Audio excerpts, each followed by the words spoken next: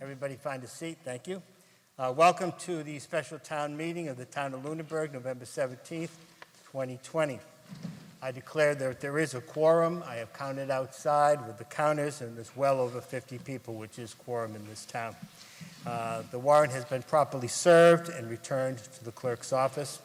Please stand now and join me at the flag with the Pledge of Allegiance.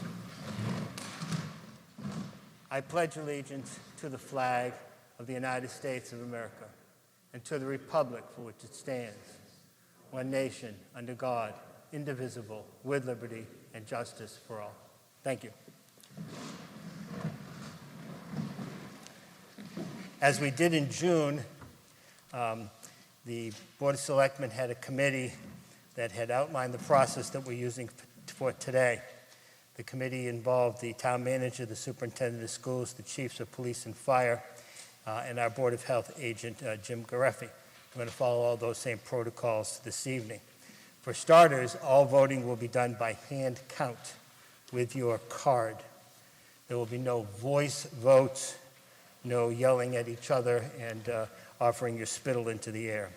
The microphones have been placed as you see them. They're sufficiently distanced from everyone else and the people that are in attendance. They are on. You don't have to turn them on or turn them off. You don't need to touch them. Please don't. If there's a problem with the height, we will figure out how to make an adjustment. I have a microphone here that I could bring down to you. If you hadn't thought of it, microphones can't pass on the virus. They don't project anything, so just stand close enough to it. Don't kiss it, and your voice will carry. If you wish to speak during any of the articles, line up in the aisles before either one of the microphones. There's one here, and there's one over by the town manager. State your name and address when you're there and I call upon you. And it would work best if you followed the arrows and went around the outside in order to avoid getting too close to the other people that are sitting in the rows. Water is allowed in the auditorium, but if you're going to take a nourishment break, we would ask you to go outside. And the same thing when you leave the meeting, try to be respectful of the people that are around you. This virus is very emotional for many people. Some people think it's all overblown. Some people are quite anxious and quite frightened. So please be respectful of everyone's wishes. I'm not going to give you the long guidelines that I sometimes do. I just want to point out a couple of ground rules to make sure that we reiterate these. Amendments to articles. Anything that's more than a simple amendment should be in writing. I believe there are pads of paper near the microphones and you can write them down.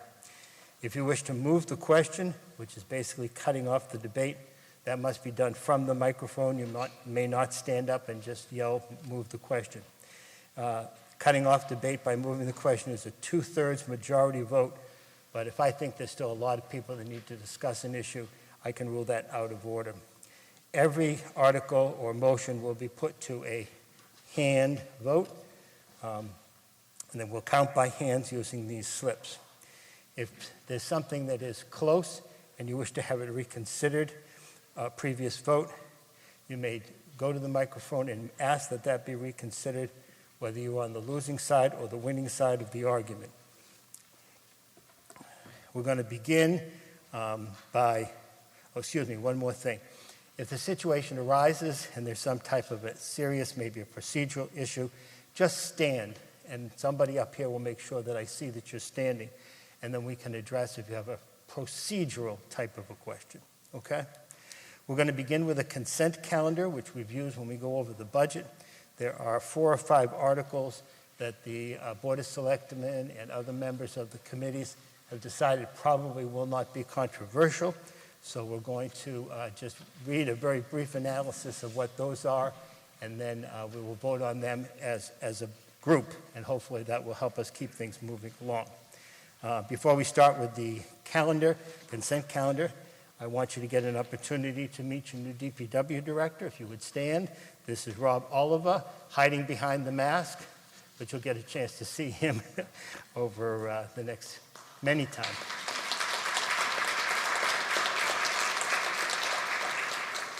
And I also want to give a moment to Mr. Chris Menard, to talk about vacancies on various different committees because he runs a Facebook page that does a great job with that.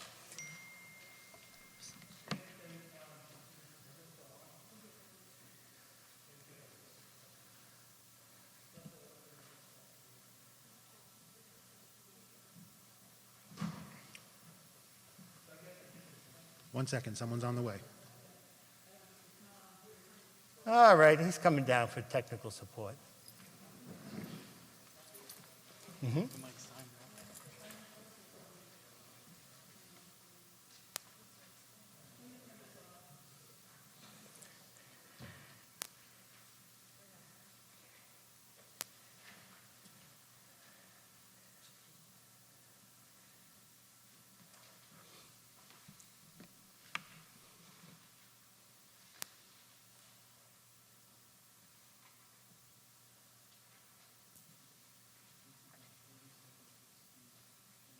You can start looking at the consent calendar. It's 3, 10, 11, 12, and 13. It's a touch. As soon as that.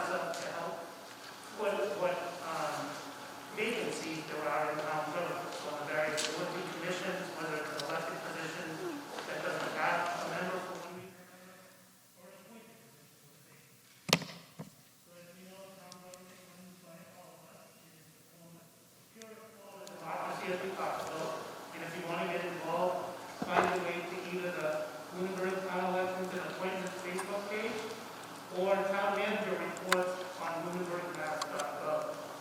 And then you fill out a town page form, you can email it in, you get a small interview from the town, and you can find yourself participating in government now remote. Excellent. Thanks, Chris. You want to test some more mics? Oh, you got to hold the button down? Oh, the button. Got to hold the Just button. the little, Okay, we're going to move along to the consent calendar. I move the town advance for consideration Articles 3, 10, 11, 12, and 13, and take that action on the articles without debate at the close of my summarization. Article 3, that the town vote to raise and appropriate the sum of $150 for the payment of prior year expenses. Article 10, that the town vote to transfer from the PEG Access Cable Enterprise retained earnings the sum of $120,000 to the capital line for the PEG Access Related Enterprise Fund. Number 11, that the town vote to transfer from the sewer enterprise retained earnings the sum of $68,097.59 into the sewer reserve capacity stabilization fund. Article 12, that the town vote to appropriate the following amounts from the net premium paid to the town upon the sale of the town's $1,695,000 general obligation municipal purpose loan of 2020. The bonds were dated May 21st, 2020. $24,662.60 to pay the cost of the pavement management project being financed by those bonds, and $16,164.34 to pay the costs of the middle high school construction project being financed by those bonds, and to reduce the amount authorized to be borrowed for each project by that like amount, and the town thereby will reserve the amount of $3,543.11 of the net premium for future projects. And number 13, that the town vote to amend Chapter 70 of the town's bylaws entitled Salary Administration Plan by adding a position intermittent heavy equipment operator at grade 9 and a principal assessor assigned to grade 15. I saw no one's hands raised, so all those in favor of those articles as one consent, please signal by raising your card. Anyone opposed? I see none opposed, passes unanimously. We'll move on to Article 1. I believe that is Mr. Alonso. I move that the town vote to transfer from line number 6, group health insurance, the sum of $57,871. Transfer to line number 29, technology director, the sum of $11,745. Transfer to line 39, police department, the sum of $30,161. Transfer to line 43, fire department, the sum of $38,928. Transfer to line number 54, general health expense, the sum of $3,816. Transfer to line 61, general highway maintenance, the sum of $27,000. And transfer to line number 71, facilities and grounds, the sum of $33,000, for a total increase of $86,779 in the amount raised and appropriated under Article 7 of the June 13th, 2020 annual town meeting. Thank you. Is there a second? Somebody? Thank you. Selectman, your recommendation? Oh, that's right. You got to. Selectmen recommend by approval. raising your card. Badge me. Second by raising your card. Selectman, your recommendation? Selectmen recommend approval. Okay. And finance? Finance Committee recommends approval. Okay. Tell us about it, Mr. Alonso, or defer to the I will town defer to the town manager. manager? Thank you. Thank you. Good evening, everyone. This slide, which is also on page 25 of your warrant booklet, shows all the budget adjustments being recommended tonight for the fiscal 21 fiscal year. This article is typically an article on the fall special town meeting warrant to make any necessary budget adjustments to the current fiscal year. Due to uncertainty around revenues that the town receives in the form of state aid and local receipts, many decisions were deferred in June to this fall town meeting, when there would be more certainty around the state aid figure and 4 months of data that has proven our local receipts estimate was solid. In June, our estimate for state aid was level funded at the fiscal 20 amount, as was our local receipts amount. Since June, the state has committed to level funding state aid. Also, the fiscal 21 budget that the governor released in October and the more recent House and Senate Ways and Means budgets reflect amounts slightly higher than the level-funded state aid. In addition to state aid, our cherry sheet assessments will be $45,931 less than the estimate used at the annual town meeting.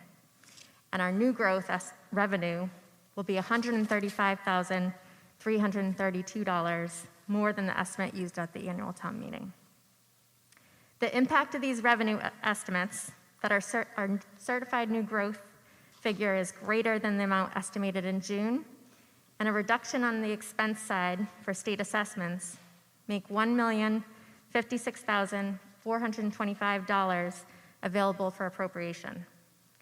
The changes to the fiscal 21 budget that will be voted on tonight include certain operating budget adjustments that were deferred at the annual town meeting. Deposits into our regular stabilization account, special purpose stabilization account, other post-employment benefits trust fund, deferred fiscal 21 capital projects, and a request to purchase the town streetlights.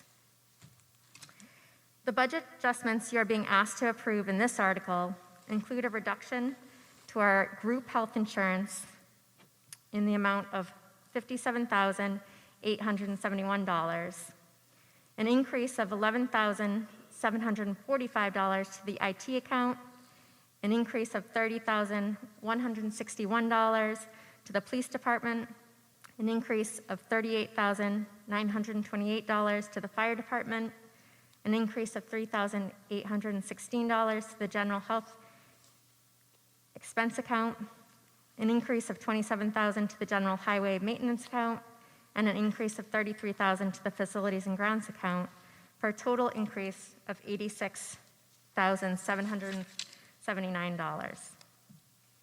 The decrease in health insurance is due to a reduction of 50% of our premium costs for the month of July due to our insurance company releasing $25 million of their reserves to assist their membership. The increase to the police department and fire department's budgets are the costs related for an additional full-time police officer and full-time firefighter for the second half of fiscal '21, as these were originally part of the fiscal '21 budget, but were deferred at the annual town meeting. The increase to the general health expense line is for additional hours for the Board of Health administrative assistant for the second half of fiscal '21. Those were originally part of the fiscal '21 budget as well, but were deferred to the fall town meeting. And the increase of $27,000 to the general highway budget is for the ADA public rights-of-way funding that was also deferred from annual town meeting. The $11,745 is for the cost of the remote meeting coordinator for the second half of fiscal '21, and $33,000 to the facilities account for additional cleaning and PPE costs on the town side of COVID related. And that is for the second half of fiscal '21 as well. Those are all the changes to the operating budget. Anyone who rise to the microphone, ask any questions about Article 1? Ms. Adams.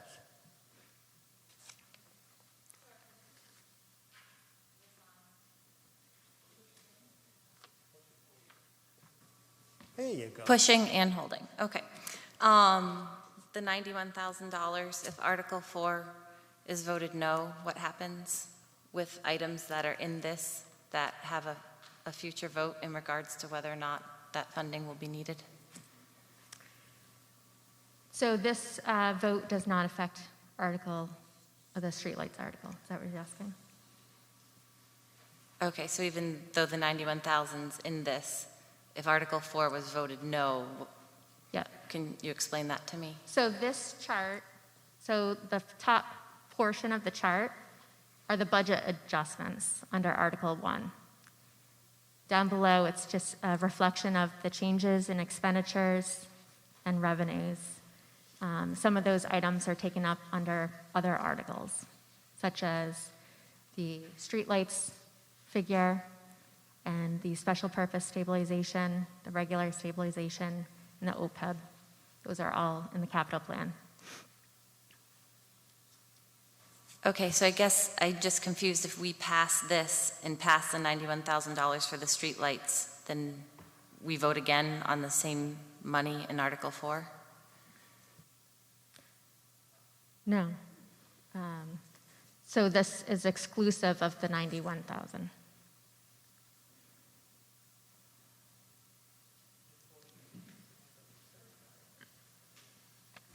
If I may, Mr. Moderator, Dave Passios. Mr. Beardmore raised his card, so let me talk to him first, and then I'll get to you, Mr. Passios. Higher, Mr. Passios. Holding the button. And I'm sure Mr. Passios would probably say the same thing. This article that we're considering right now is exclusive of the money that we would consider for either the streetlights, the special purpose stabilization fund, the stabilization fund, or the OPEB money. It's different money. If we were to vote down the streetlights, it just means we would put more money in stabilization. That's all it means. If we vote for the streetlights, we'll put less money in stabilization. Okay. Mr. Passios? That was my point exactly. That's why the streetlights were moved up to Article 4, because the only one affected by that 91,000 is Article 5. Okay. Yes. Terry. Actually, just one further clarification. All of the top items are operating budget. Look at them that way. All of the bottom ones are capital or one-time expenses, so they wouldn't be wrapped into the operating budget. Okay. Got it? Excellent. That was productive. Okay, all those in favor of Article 1, please signal by saying aye. Oh, excuse me, raise your card. Thank you. Of course, I have it. Okay, all those opposed? Passes unanimously. Article 2, Mr. Jeffries.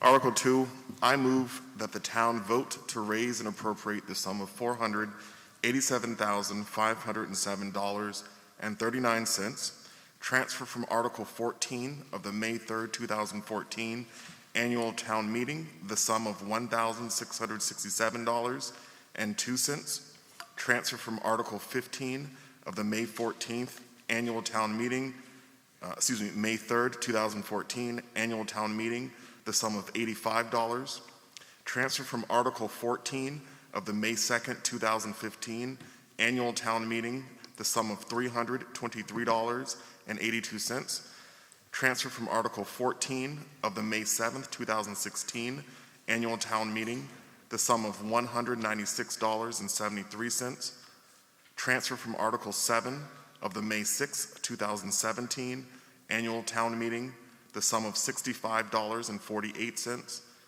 transfer from Article 6 of the May 5th, 2018 annual town meeting the sum of $2,901.65, and transfer from Article 6 of the May 4th, 2019 annual town meeting the sum of $1,585.91 for a total appropriation of $494,333 to fund the fiscal year 21 deferred capital plan as appearing in the November 7th, 2020 special town meeting warrant. Thank you. Is there a second? Somebody raised their card. Seconded. Selectmen, your recommendation? Selectmen recommend approval. Finance Committee? Finance Committee recommends approval. Approval, thank you. So this is the deferred capital plan. Are you going to talk about this, Mr. Jeffries, or Ms. Town I will Manager? defer to the town manager. Okay. Ms. Lemieux? All right. So everyone has this, the deferred projects on page 26 in your warrant booklet, if you want to see the projects that will be voted on tonight. So due to COVID-19 and the projected economic impact to the town's finances, only half the capital plan was funded at the annual town meeting in June, and it was decided the remaining projects would be deferred to the fall town meeting after we had a better financial picture. The projects in this slide were the projects that were funded at the annual town meeting, totaling $647,880. The request tonight is to fund the deferred capital projects totaling $494,333. A list of these projects can be found in your warrant booklet. The first, one of the projects under facilities is to a public safety carport reconfiguration. And this project was submitted in fiscal 2016, and it will create greater efficiencies and reduce liabilities of the public safety building. The capital request is for $135,000. The work would include removing concrete walkways, the concrete curbing, the curb cut for the accessible route, the landscaped area, the island with inclined granite curbing, and bituminous paving in the area of the carport extension. The existing walkway against the building will be retained. The existing propane gas storage tank would be removed, and exterior gas piping from the tank to current entrance of the building will be installed, and the existing gas stove will be replaced with electric to eliminate the gas storage tank under the carport. The project will include providing a granite curb along the existing walkway against the building and along the walkway that provides the accessible route to the building. The area where paving does not currently exist will need to be excavated, filled and compacted, and a base prepared for paving. A sloped walkway along mechanical equipment screen for accessible route from the accessible parking will be provided as well. Steel bollards with bright-colored vinyl sleeves to protect columns will be installed, and at the roof edge, the existing gutter and downspouts will be removed, and the roofing will be removed in order to tie into the new carport roofing. Work will also include extending the fire suppression sprinkler coverage to carport extension. Another facilities capital project that was deferred was the remodel of the Ritter building kitchen. This is to replace the cabinets and sink for a total of $12,000. These are pictures of the existing kitchen. Other facilities capital projects include the senior center kitchen remodel to replace the cabinets and sink for a total of $22,000, a replacement of the library carpet. That project was submitted in fiscal 16. The carpet will be replaced with carpet tiles that were, in the future, they'll be, it will enable for only single tiles to be replaced. And this cost also includes a specialized company to come and move all the books and replace them once the carpet is installed. This capital request is for $126,000. Design work for ADA compliant ramp at the Ritter Building. This project was submitted in fiscal 20 for a design cost of $25,500. And the final facilities project is to install a parking lot at North Cemetery, and this project was submitted in fiscal 20 for a cost of $20,000. For the DPW, the capital request includes a DPW truck with plow as the replacement. This project was also deferred from the annual town meeting, and this was submitted in fiscal 17 to replace an existing 2006 dump truck. The 2006 dump truck will be transferred to the school to replace a 2000 dump truck. This capital request is for $58,833. Under the police capital requests, it will include one marked police cruiser. The original request was to replace a Tahoe K9 cruiser, but the town received a Green Communities grant in the amount of $10,000 towards the purchase of 2 hybrid cruisers, $5,000 for each new cruiser. But the Tahoe does not come in a hybrid version, so that cruiser was swapped out with the cruiser that was to be replaced in fiscal 22 in order to reduce this overall cost by $5,000. This capital request is for $67,000. And for the school, the deferred capital project was for the installation of AC at the Turkey Hill Elementary School administration area. And this project was requested in fiscal 19 for a total of $28,000. And those are all the projects, Mr. Moderator. Thank you. Anyone want to address this article? Funding the projects that were deferred from June? Seeing none, I'll declare we're ready to vote. 2/3 majority. Those in favor, please raise your card. All those opposed? Passes unanimously. Article 3 was on the consent calendar, already passed. Article 4, the streetlights. Mr. Marino. I move that the town vote to raise and appropriate the sum of $91,000 for the acquisition of streetlights for potential future conversion to energy efficient and long-lasting LED fixtures. Thank you. Is there a second? Okay. Selectman, your recommendation?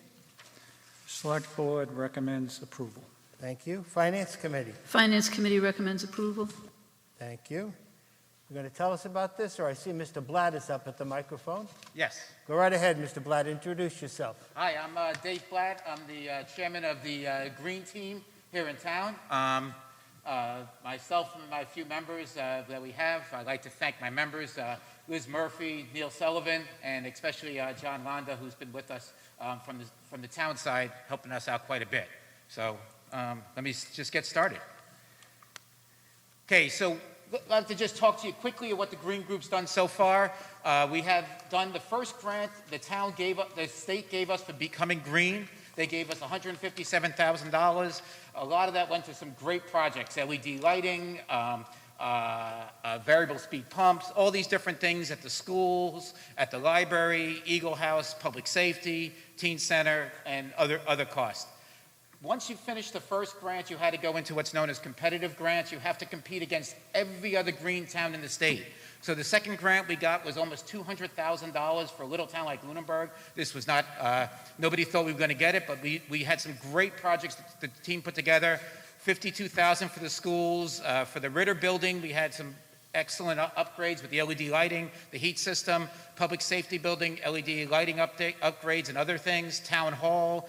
And then we just did the third grant. And the third grant, you heard a few of the things about the third grant in the last article. We got $5,000 each for 2 hybrid police cruisers. We've gotten $27,000 more for the school, another $12,000 or so for appliance upgrade. You saw that the Ritter was getting a new kitchen. All the appliances are coming free from the Green Grant. The library's getting, the senior center's getting, DPW, Public Safety, Teen Center are all getting appliance upgrades, all benefiting from us being a green community. We have another $4,000, almost $5,000 to the Teen Center. This is for a new hot water tank upgrade, insulating the pipes and everything like that, so we can save even more energy. And then what we've done is these systems that we have now are getting real complex, and we wanted to make sure that we're educating our town employees to make sure they understand these systems well, actually know what's going on before they see problems. So we have money for both a person from the school system as well as a person from the town side to go and get educated on the latest and greatest HVAC equipment. So this was a quick update of what we are and what we're doing and what we're trying to do. That's what brought me to this article we have today. So the article we have today is basically, right now we are at the mercy of Unitil when it comes to the streetlights. Unitil charges us roughly, and I didn't want to go into dollars and cents here, but about $72,600 for 336 streetlights. Comes to about $216 per light. How that breaks up is they give us 2 charges. They break it up into 2 parts.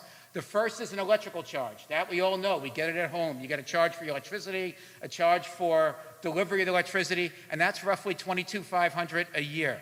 The other charge is for maintenance of the system.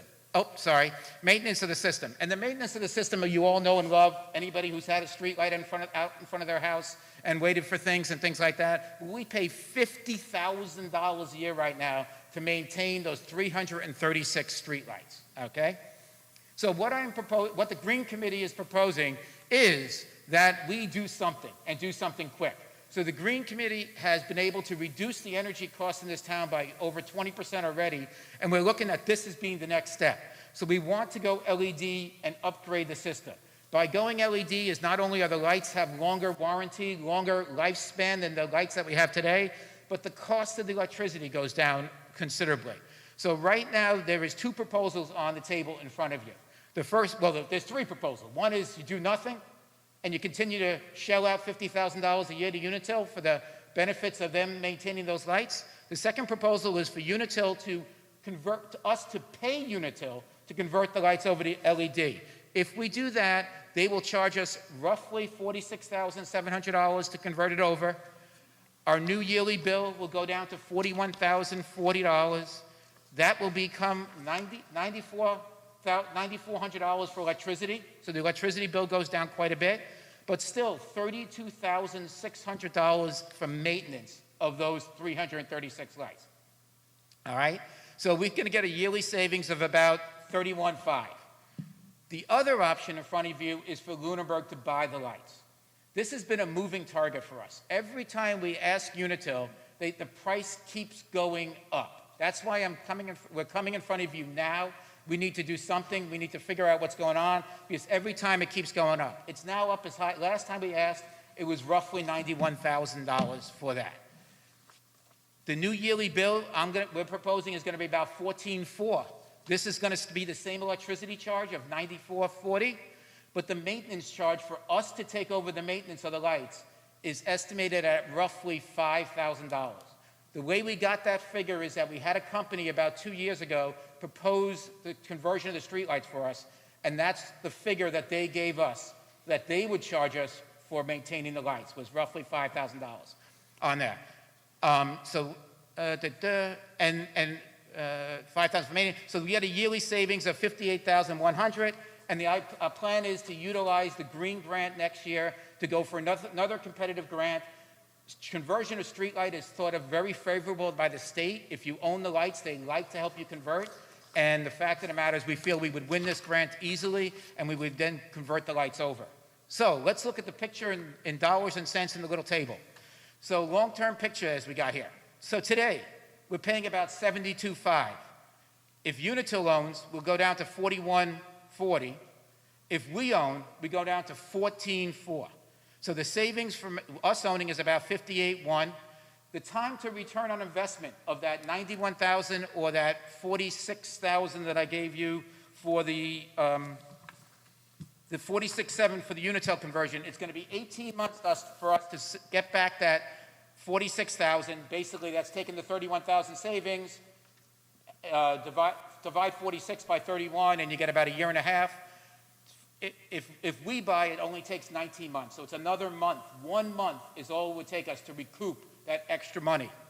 If you look at the 5-year, 15-year, and 20-year savings, in 20 years, we'd save over $1 million from what we pay today in streetlights. $1 million, folks. And that's quite a substantial amount of money. And I would think that that figure would actually go down because I think the maintenance numbers are actually higher than what it would end up being for this town. So this is kind of the quickie numbers. I speak quickly. I tried to give you the facts. The numbers are out there. This is up there for you to look at. Open for your questions, but I'm hoping you guys are going to vote for us to take over the streetlights, buy the streetlights, and convert them over, and take one more step to becoming independent from an independent town from Unitil. Thank you, Mr. Blatt. Mr. Passios. Yes, just a point of clarification. Oh, you don't introduce yourself anymore? Tell us where you live. I thought you introduced me already. Dave Passios, 56 Whiting Street, member of the Finance Committee. Just to clarify, the motion on the floor, as stated and seconded, is to purchase the streetlights outright with $91,000. The other scenario is for comparison, and right now that is not on the floor unless someone disagrees. Thank you. Yeah. I wanted to clarify that as well, Mr. Blatt. Although Okay. you're giving us 3 scenarios, one scenario is to say no, but there's one article that's before you, which is the $91,000 for potential future conversion. Right. Acquisition of the streetlights for potential future conversion, right? Just trying to be open kimono, Mr. Moderator. Okay, So. very good. Thank you. Anyone else raise their hand? Come down to the microphone. Ms. Adams. For some reason, it only likes my thumb. Okay. And so this has come up for quite some time at some meetings, and so there's a few items that I just wanted to raise because it sounds like a cost saving on the surface. One thing to consider is that once you buy streetlights from Unitil, you cannot give them back or sell them back. Lunenburg is stuck with the streetlights. I found that as a concern when I first learned about this because sometimes running something as a municipality isn't as easy as it is to have the professionals do it. People may have problems with Unitil, or it may not seem like it's a great deal, but it's under the assumption that Lunenburg can do streets lights better than Unitil. If we buy them and it's a disaster or doesn't work out, we cannot return them. So a little bit of a buyer beware. The other thing in terms of cost savings that happen, and I do support converting to LED, but probably through Unitil. The other thing in terms of cost savings is you have to have a contractor. The town will have to hire a contractor to manage the streetlights. And so the assumed savings are based on a quote that is given that is lower than what Unitil costs. We don't really have a contractor to do this work. Our town manager, maybe through our DPW, will have to go out and find a contractor that will do this service for us. So the savings are mostly hypothetical. In terms of Unitil's prices going up for the contracting type maintenance work, in the economy we're in right now, for whatever reason, the contracting work for most things is very high right now. So the fact that they're charging more, outside contractors that we'll need to negotiate with may charge more. So like I said, I'm so thankful and proud of the work that the Green Communities Task Force has done. And I think converting to LED streetlights makes sense for the environment and for cost savings. But I am very concerned about owning the streetlights And I don't know if the town manager would be willing to speak on this, but when I bring it up at meetings in the past, there are some concerns that this will bring more work onto the town and onto the DPW as an additional project. We will be maintaining our own streetlights. Thank you. Mr. Blatt, you may respond. So let me address those one at a time. So the first question that we had coming up was, what happens if the town of Lunenburg decides that it's too much? So I've talked to the DOER, to the state. They do have third parties that they recommend as consultants and management firms. Those firms charge on average $5,000 to $10,000 to do. A small town like Lunenburg, it's usually about $5,000, and they take over the management of calling the maintenance company or something to that effect. The second question that we had was regarding the maintenance and the contracts. This is not only a quote from a company that wants our business that gave us that quote for $5,000. I've also talked to the company that does the lights for Fitchburg, the LED lights and their maintenance, and they've given me an estimate of that. Every time they have to roll a truck, it would be $350 for that first light, and every light on top of that would be $100. So if you think about it, even if we had them do 3 lights every month, we're still at like a $6,000 number, something like that. And for 3 lights going out every month, 36 lights a year, that's more than Lunenburg has seen ever going out in a year, and more than bigger towns see than us. So that's really part of this thing.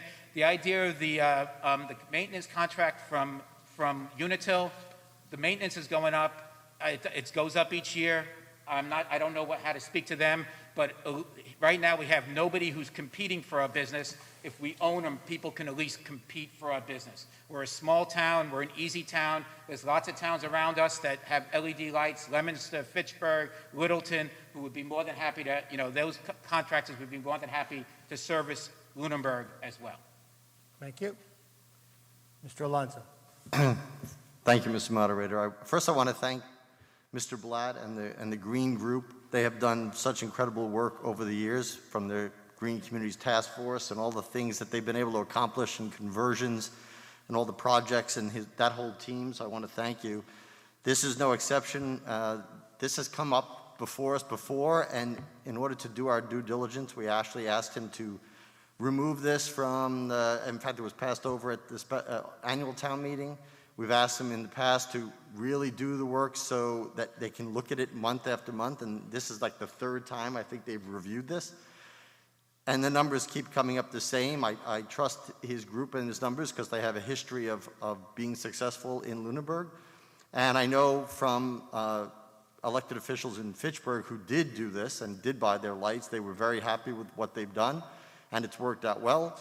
It will add contract management to us, but the cost savings that are being projected, even if they're only 80% of what they're projected, far outweighs the management contract costs of what we would do. It really, to me, makes the most sense to make this purchase and own them ourselves and then contract out. We're not going to be taking care of them ourselves. We're going to be managing taking care of them ourselves. So with a management company, as Mr. Blatt has just indicated, this project makes the most sense that I think of all the things that have come forward from there. So thank you. Thank you. You'll have to come all the way down. That's what happens when you sit all the way up. Mr. Moderator. Well, trying to keep them spaced out from people, Mr. Moderator, can I make one comment about the maintenance while he's coming up? Sure, go ahead. So right now, I'm not sure if everybody realizes, but right now, if you saw a street light out, there's only 3 people in town who can report it to Unitil for them to actually do something. It's either the town manager, the DPW director, or the police chief. If you call, they don't have to do anything. It's going to be the same if we owned them. So there's no difference in how you report or what you see for the difference in your lights in that respect. I just Thank wanted you, to Mr. Blatt. Go ahead. Introduce yourself. Tell us where you live. Howard Street, Lunenburg. Are we buying an existing light or a converted light? We must first buy the existing lights in order to be eligible to get free money to convert the lights. And what's the cost to do every light, labor, and material? So the cost that the state is estimating to us is roughly $120 per light. That's including labor, materials, and everything. So that would be 330. What's that? It's just an estimate? No, that is based on what they've done for other towns. There is a group in the state that combines towns and does a savings and try to do a group purchases. Unfortunately, that group used to give grant money. It's no longer giving grant money. But at this point, that group is still working to help with contracts. And they've spoken to me and they've said that they would look at us being roughly $100 a light, that most times they've been able to get it as low as $60 per light installed. So what's the time frame on doing the whole project? So we would be the next competitive grant round opens up next March. The award would be if it works out well, it would be in May, June. And so we could have it done by the end of next year. Excuse me, can you just give me a total figure of the cost of everything? Well, the figure is going to be $91,000 for us to purchase the light, and the rest of it is going to be through the state funds. So there's no figure there's no cost for the townspeople on the rest of it. Okay, thank you. Thank you. Anyone else? Thank you. Mike Clark, 275 Cross Road. When you say light, what exactly are we buying and installing? Is it just the light bulb, an adapter, or a whole bracket assembly? Okay, so the light if you think of it, it comprises of two parts. One is the arm, the cantilever arm that we see. That's going to be that we're going to hope that the ones that Unitil have up there are still good. If not, that is roughly about $75 per light to change that. Most towns have found that they have been good, but we would be changing the entire head. So the entire head right now, it'd have to change because LEDs work differently than the metal halide. But we would change out the whole entire head. And that includes new day-night sensors on the top. Okay, so I guess my question too is, if in the future you can, put a solar panel and battery and whatnot, do we have access once we buy these to the pole and all? If something comes out that you want to do supplemental solar backup and things like that, or is it, does this grant us any extra access to the pole? So the poles are actually technically owned by AT&T Verizon, not by Unitil. Unitil just kind of is the guy you see changing them when somebody and things like that. But we would have to just talk to them, but they are very open to the idea of adding solar to the poles. Okay, thank you. Thank you very much. And right now, the only reason we're not proposing solar right now is it's just the extra cost. Solar, the cost still has to come down quite a bit. Okay. I think we're ready to vote. Thank you, Mr. Blatt. This is a 2/3 vote. All those in favor, please signal by raising your card. And all those opposed, please. Not unanimous, but clearly more than 2/3. Thank you. Mr. Blatt, before you leave, do you need members on your committee? Oh, yes, we desperately need members on our committee. So, like I say, we are a group of 3. We're supposed to be a group of 5 minimum. So, in other words, everybody has to show up for a quorum. We are open for members, open for the public. I promise you quick, short, concise meetings. We start quickly, and we try to get you ready for the 8 o'clock, for home by 8. So, join us if you like. There's lots of more things to do. Thank you, Mr. Blatt. Thank you, sir. You bet. Article number 5, Mr. Dwyer. I move that the town vote to raise and appropriate the sum of $212,252 to the stabilization fund. Somebody raise their card to second? Second. Selectmen, your recommendation? Selectmen are deferring. And Finance Committee? Finance Committee recommends. Recommend approval. Thank you. Tell us about the article, Mr. Dwyer, or Town Manager? They always defer. Back to you, Heather. I can answer. So at the annual town meeting, voters approved transferring $210,000 into the regular stabilization account that met the town's financial policies on maintaining a balance of 5% of the omnibus budget. And the current balance of the stabilization fund, the regular stabilization fund, is $2,188,347.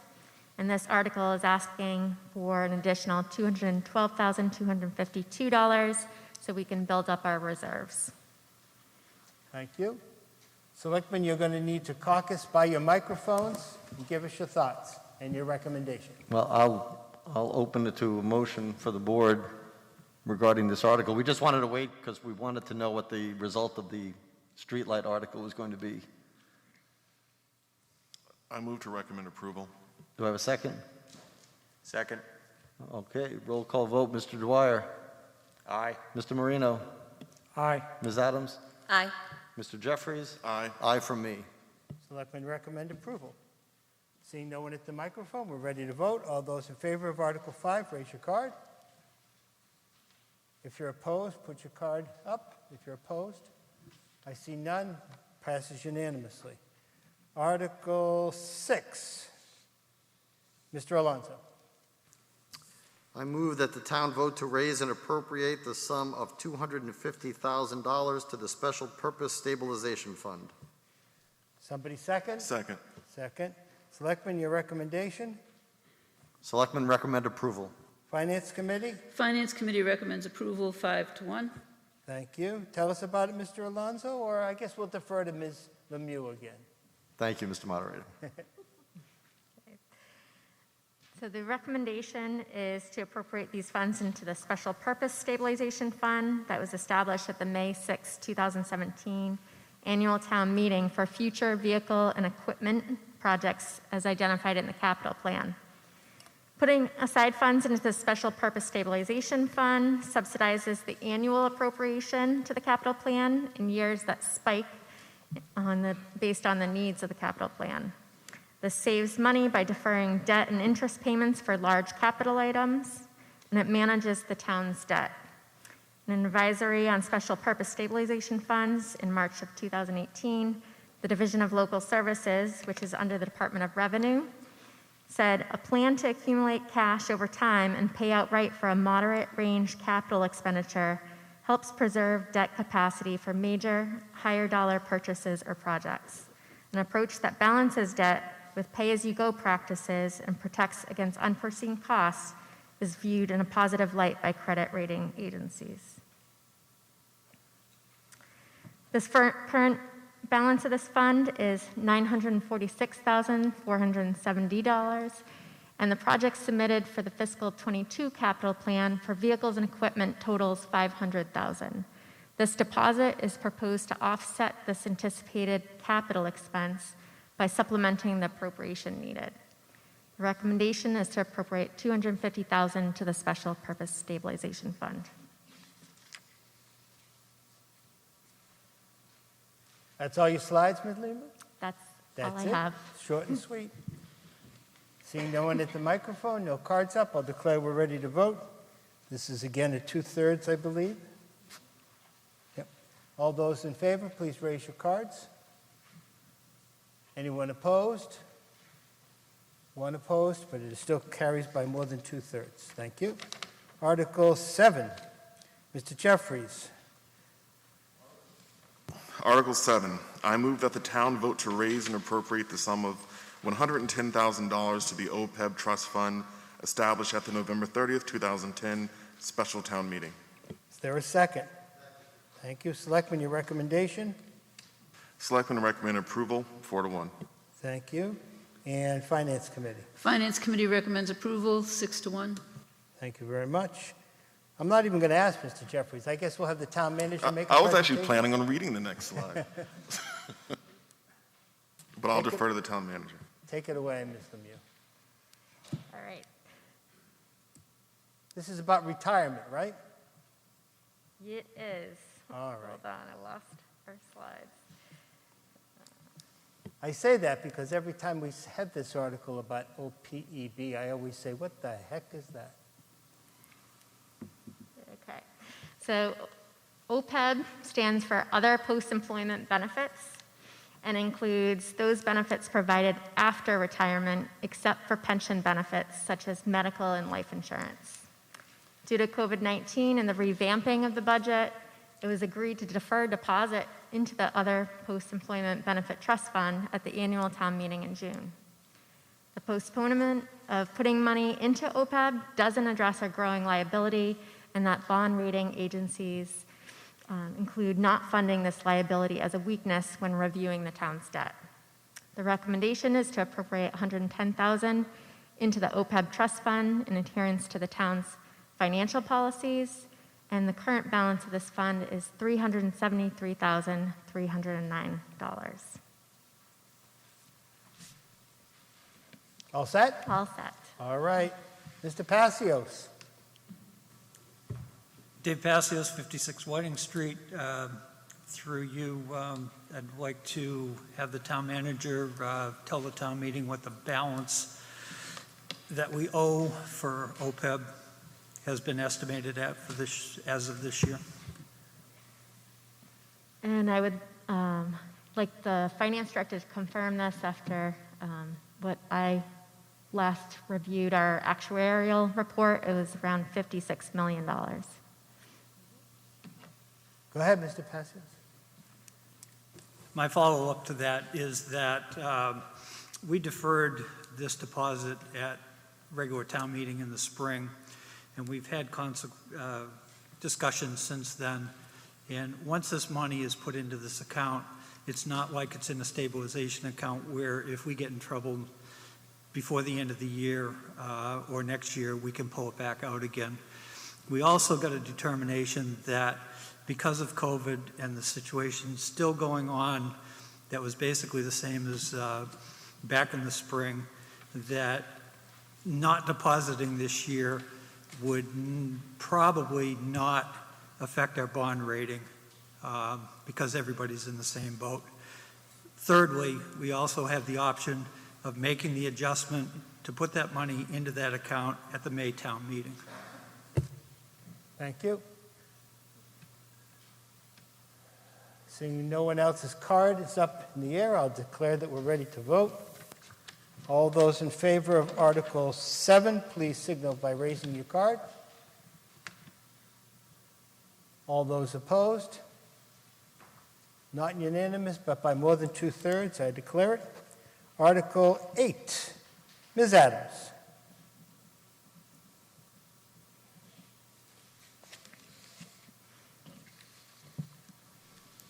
Okay, Article 8. I move that the town vote to transfer from Article 7 of the 6/13/20 annual town meeting, line 13A, salary reserve, the sum of $16,463.57 to the fund to fund the fiscal year 21 Lunenburg Professional Firefighters Collective Bargaining Agreement dated July 1, 2020 through June 30, 2021 with PFFM Local 5358A. The Select Board deferred recommendation. Okay, so I won't ask. Is there a second? Thank you. Select Board of Deferred. FinCom. FinCom recommends approval 4-2. Thank you. Why don't we call on the town manager to give an explanation? Okay. So back in March, we began negotiations with the Fire Collective Bargaining Unit, and due to COVID, we all agreed to put things on hold due to the financial uncertainty at that time. So after around August, we commenced negotiations again, and this agreement is for a one-year agreement for fiscal 21. The financial impact is a 2% COLA for $8,427.30, and changes to longevity, which changes it from a percentage base to a flat rate. That impact is $2,536.27. It creates an educational stipend for members that holds an associate's, bachelor's, or master's degree. That impact to fiscal '21 is $4,000, and it creates a advanced life service coordinator stipend, the impact of $1,500. The total impact of $16,463.57, which is within our operating budget, so that's a transfer from the fiscal '21 salary reserve account. I don't see anybody. Oh, there we go. Mr. Beardmore, why don't you start? Good evening, Peter Beardmore, 282 Pleasant Street. This article and the next article, the Finance Committee voted in favor of 4-2. I was one of the dissenting votes. I fully expect this to pass, but I'd like to briefly explain why I voted against this, and I'll vote against it tonight. When COVID hit, we cut from the planned budgets of virtually every department in town. We cut pretty substantially from the school department. We went from a 2.5% increase to about a little less than a 1.8% increase. And we cut every other department.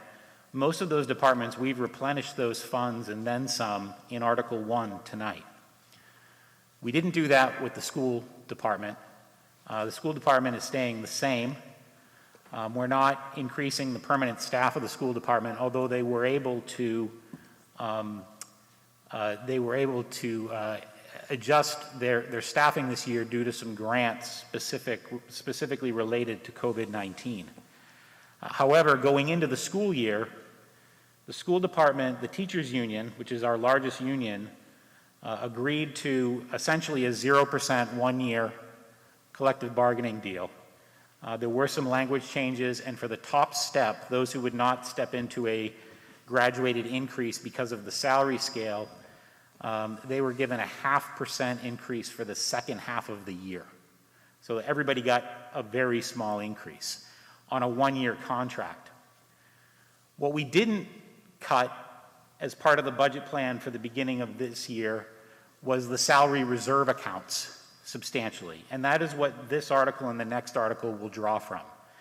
So those monies were still there, and the Board of Selectmen and the town manager have agreed to collective bargaining agreements with two unions, but again, on one-year deals.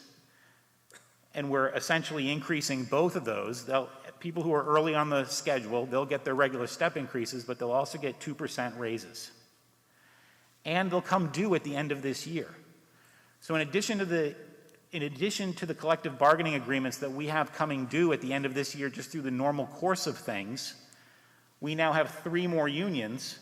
They're all coming due at the end of this year. The school department, which is essentially operating on 1-0, the fire, which is operating on 1-2%, and the secretarial, the administrative union, operating on 1 year at 2%. We're looking at another year of flat funding from the state. We don't have a clear financial picture of what's happening. So in my view, I mean, I don't want people to not get a raise, although, you know, the financial picture for a lot of folks is unclear. A lot of people are unemployed. I don't want to say, no, you can't have this 2% raise, but what we're doing is something that's not only unequitable, but we're doing it without a comprehensive plan. We really don't have a plan for how we're going to fund collective bargaining beyond this year.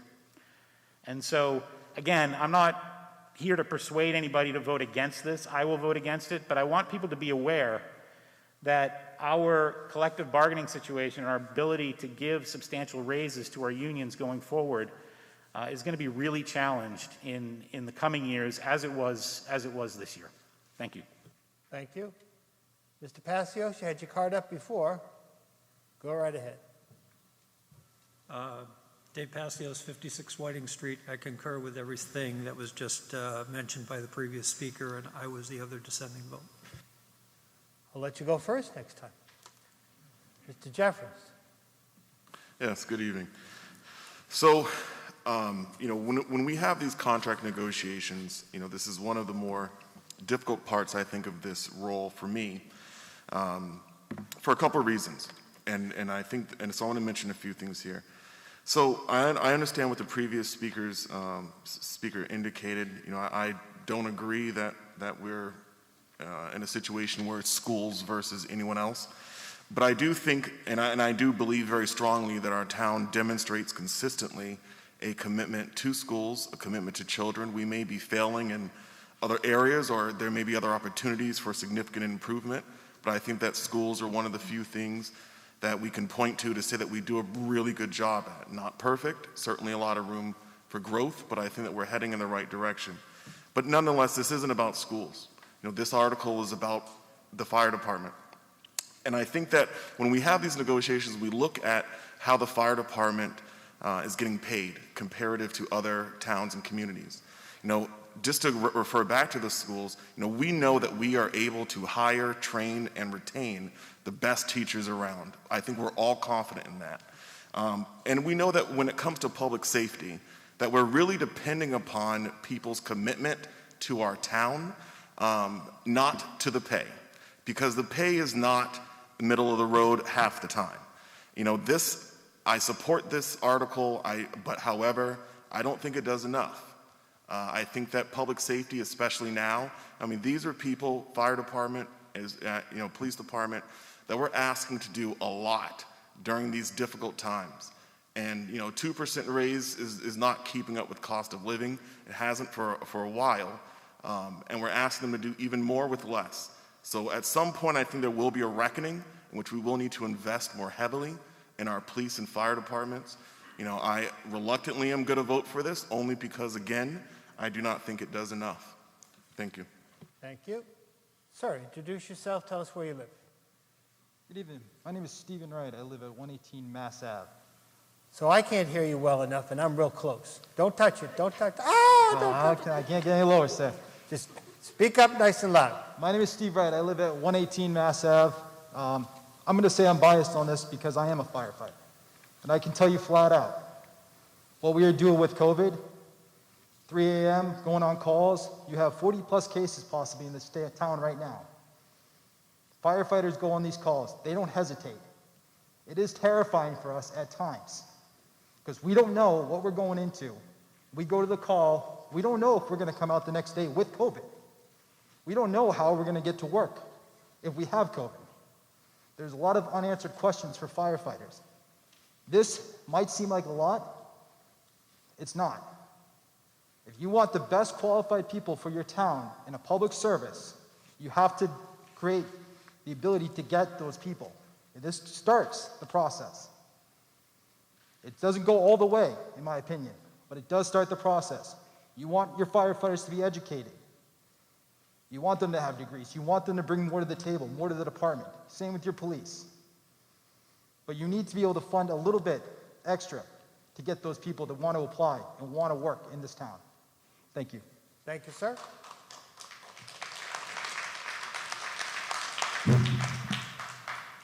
All right. I don't see anybody else with their hand raised, so we need the selectman to give us a recommendation. I would entertain a motion from the board regarding this. Again, we did not vote on this because we didn't have the final numbers at our last meeting. So I would entertain a motion on the firefighters' contract before us. I move to recommend approval. Do I have a second? Second. Thank you. Roll call, Mr. Dwyer. Aye. Mr. Marino. Aye. Ms. Adams. Mr. Jeffries. Aye. And an aye from me. All right, selectmen are unanimous approval. Seeing no one else at the mic, we're ready to vote. All those in favor of Article 8, please signal by saying aye. Oh, raise your cards, sorry. Oh, too many years doing this, I gotta quit. All right, raise your cards, I saw them all. All those opposed? Okay, it's not unanimous, but it's more than a majority, and this one's only a majority vote. Article 9, Mr. Marino.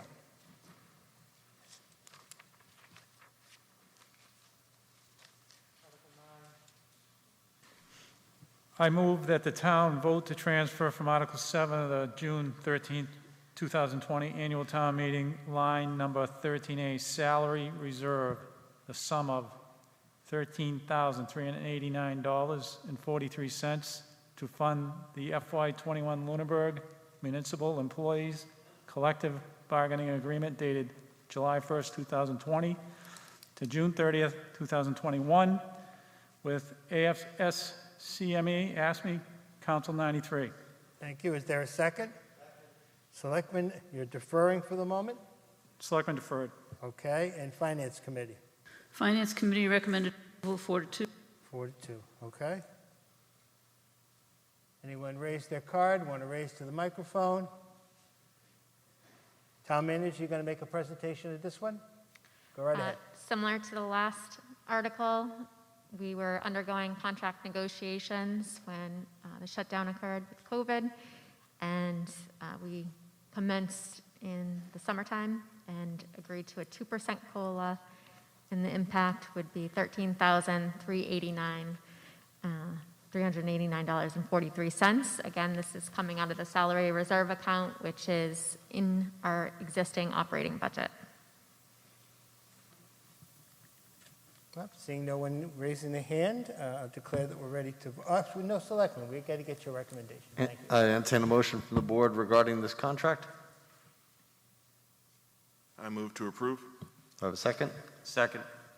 Roll call, Mr. Dwyer, Aye. Mr. Marino, Aye. Ms. Adams, Mr. Jeffries, Aye. and an aye from myself. Okay, Selectmen recommend approval unanimously. All those in favor of Article 9, please signal by saying aye, or raise your hand, I get it, all right. And anyone opposed? There's a couple, but it's still more than a majority. And so that passes. Article 10, 11, 12, and 13 were all part of the consent calendar. Now we're going to go on to Article 14. Articles 14 and 15 both relate to 250 Howard Street. We're going to discuss them and take them together, but I'm going to have Mr. Marino move the article. Yes, Article 14. I move that the town vote to authorize the Select Board to acquire by gift a portion of property owned by the Annette Alatalo Trust, Annette Alatalo Trustee, at 250 Howard Street, described in a deed recorded at the Worcester North District Registry of Deeds at Book 4036, page 1, a.k.a. Lunenburg Assessor Parcel ID 016-0012-00, which portion is situated northerly of a line fixed at its westerly terminus, a distance of 200 feet southerly of where the center line of Malpas Brooks crosses the property's westerly boundary, which line thereafter runs parallel to the property's northerly boundary to its easterly terminus at the property's easterly boundary, to be acquired by the town under the provisions of Mass General Law, Chapter 40, Section 8C, as it may hereafter be amended, and other Massachusetts statutes relating to conservation, to be under the care, custody, and control of the Conservation Commission for conservation and passive recreation purposes. Thank you. Is there a second? Second. Selectmen and Finance are both deferring. My notes. I'm going to ask Town Council to explain to you a little bit, because I think if you were following very carefully, you would see that the languages about 14 and 15 may be changed a little bit, so I want Mr. Costa to explain that to you. Thank you, Mr. Moderator. Adam Costa, Town Council. So you're correct, Mr. Moderator. There's a relationship certainly between Articles 14 and 15, and for those of you that might have your warrant before you, you'll see that Article 14 references the acquisition of this property at 250 Howard Street or a lesser portion thereof, and goes on to say that that acquisition shall be for the property to be in the care, custody, and control of the Conservation Commission for conservation and passive recreation purposes, and also authorizes the potential appropriation of a reasonable sum of money for that purpose. Article 15 in many respects is the same. The difference, you'll note, is that Article 15 specifically refers to a right of first refusal under Chapter 61. And so the history and the rationale behind these two articles both being on the warrant is that there were some discussions when the warrant went to print and before any agreement was finalized with respect to the possible acquisition by the town of this property at 250 Howard Street.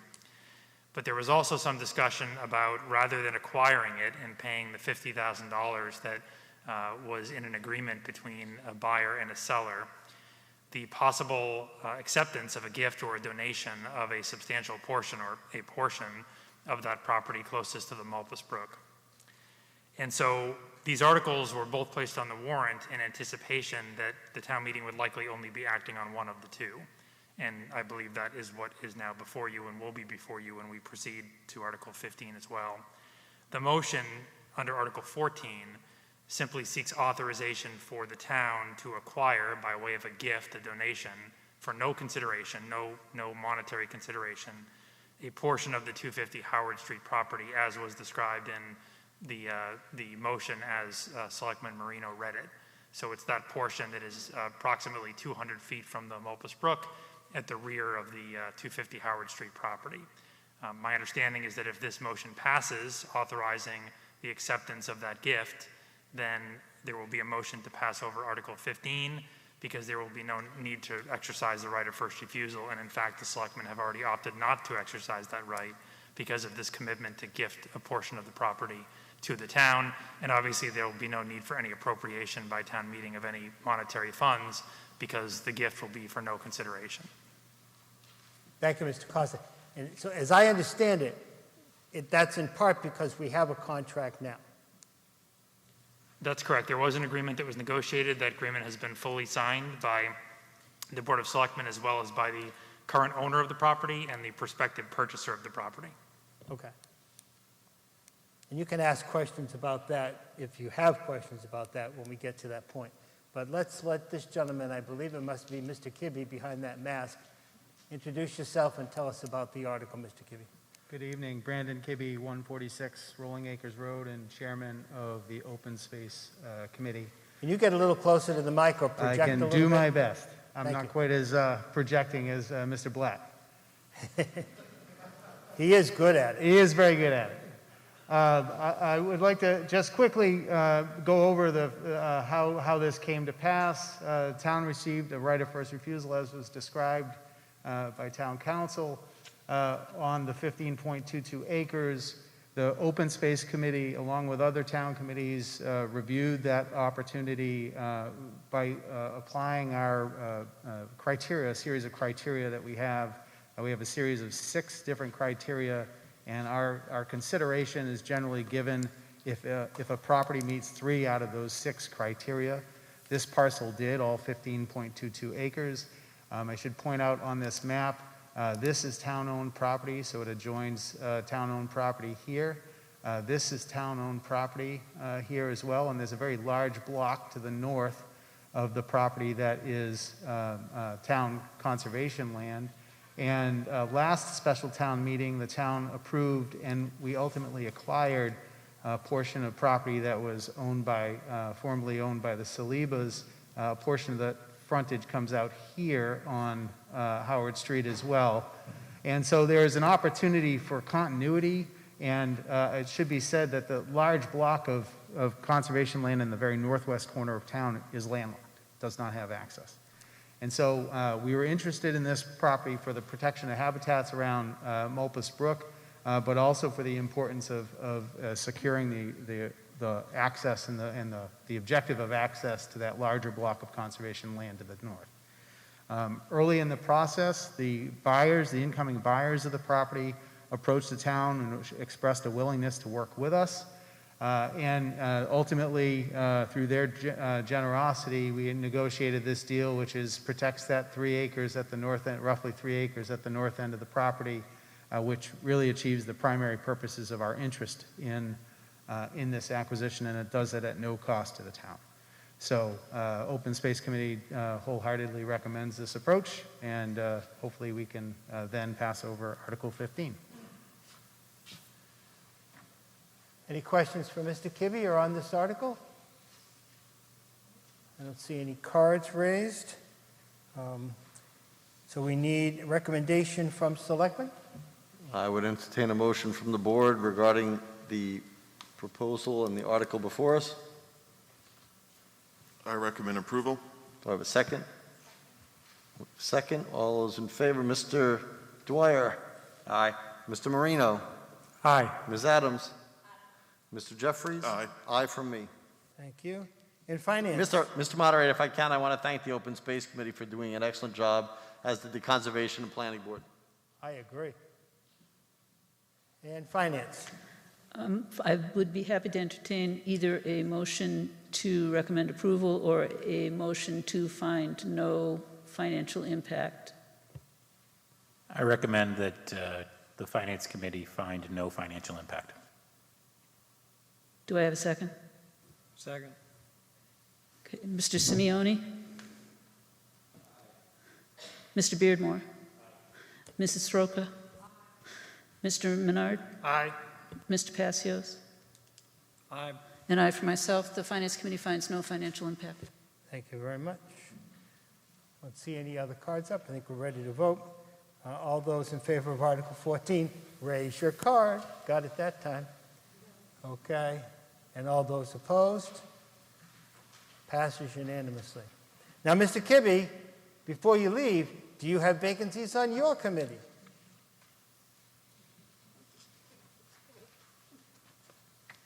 No. Lucky man. So you're doing a great job. You got to talk to Black. Okay, so I can guess where we're going with Article 15. Mr. Dwyer?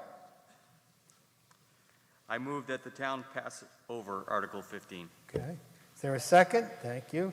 Selectman, quickly, your recommendation? Well, I think we have to officially vote, but I'd recommend a recommendation on this article. I move to recommend that we pass over Article 15. Do I have a second? Second. Okay, roll call vote. Mr. Dwyer? Aye. Mr. Marino? Aye. Ms. Adams? Mr. Jeffries? Aye. Aye for myself. Thank you.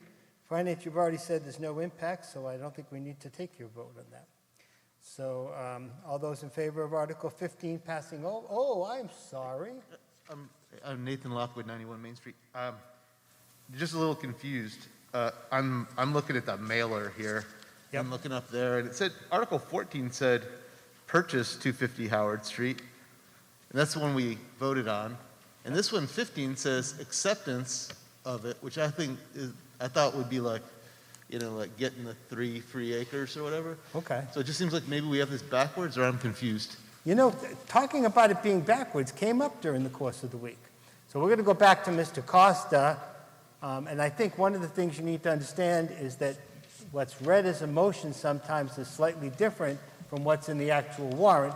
But the idea that there was some change in language, we're going to go back to Mr. Costa to explain that to you. Thank you, Mr. Moderator. So I can certainly appreciate the confusion. There is some duplicity between Articles 14 and 15. And again, that was the result of the rationale for placing both of these on the warrant and the recognition that one of them was placed to closely track the requisite language for exercising a right of first refusal, that's Article 15, and Article 14 was placed more generally acknowledging that there may be a forthcoming gift. So arguably, the motion that was read could have been read under either of these articles. We thought it most appropriate to read that motion under Article 14. Both of those articles, 14 and 15, reference authorization to acquire by gift, purchase, eminent domain, or otherwise. And we've already stated that this will be a gift or a donation. So arguably, the motion could have been made under either of these. We didn't want to cause confusion by making the motion under Article 15, because 15 in the very first sentence references the right of first refusal. And we want to be very clear that the selectmen have already waived that right of first refusal in exchange for the agreement that I had referenced earlier that has been signed, and pursuant to which the buyer has committed to gift that property that you saw on the screen to the town. Okay? So it's important for all of you to watch what's being read, because sometimes the link. So Article 14 was gift, whereas what was in your warrant had all the language about gift and acquire and things like that. Okay, we've passed over Article 15. We are now on to Article 16. We didn't vote? How did that happen? Well, I got a question at the last second is what happened. Okay. All those in favor of Article 15, please signal by raising your card. Passing over Article 15. In favor of passing over Article 15. All those opposed? Okay, passes unanimously. It is passed over. Thank you, Kathy. Article 16, Mr. Alonso. Article 16, I move that the town vote pursuant to Mass General Law, Chapter 40, Section 59, and Chapter 23A, Sections 3A through 3F, and the applicable regulations thereunder. A, to approve a tax increment finance or TIF agreement between the town and Massachusetts Greenhouse LLC for property shown on Assessor's Map 57, Parcel 31, and located at 361 Massachusetts Avenue, the TIF agreement, which TIF agreement provides for real estate tax exemptions at the exemption rate schedule set forth therein. And B, to authorize the Select Board to execute the TIF agreement and any documents related thereto, and to take other such actions as are necessary or appropriate to implement those documents. And C, to approve application to the Economic Assistance Coordinating Council, the EACC, under the Economic Development Incentive Program for approval and designation of the Economic Opportunity Area, TIF Zone, and TIF Plan for 361 Massachusetts Avenue. Thank you. Is there a second? Second. Selectman, your recommendation. Recommended approval 4-0 on a vote taken November 16th. Thank you. Finance Committee. Finance Committee recommended approval 4-2. Thank you. See if anybody gets my humor. Let us hear about this article. Right? Come on, this is a lettuce company. All right, go ahead. No surprise from the town manager. Thank you.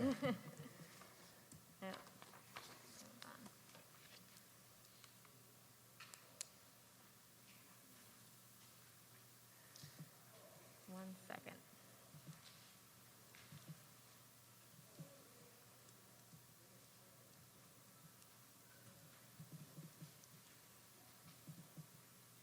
This is why I don't do slides and presentations like this. Mr. Moderator, while she's looking for that slide, could I just? You may. The Finance Committee also has a vacancy, so if anybody is interested.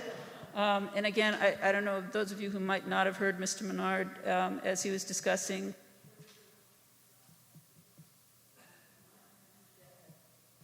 There is a Facebook page, Lunenburg Town Elections, and committees where we encourage people to post and discuss vacancies on any of the town committees. And during COVID, it's nice and easy. You can just zoom in and participate from the pleasure of your own living room, in your pajamas, if you want. Sorry. Should I keep going, Ms. Lemieux? Think of some other jokes Yes. about lettuce. Any other vacancies we can talk about? I might need IT for a second. Nothing.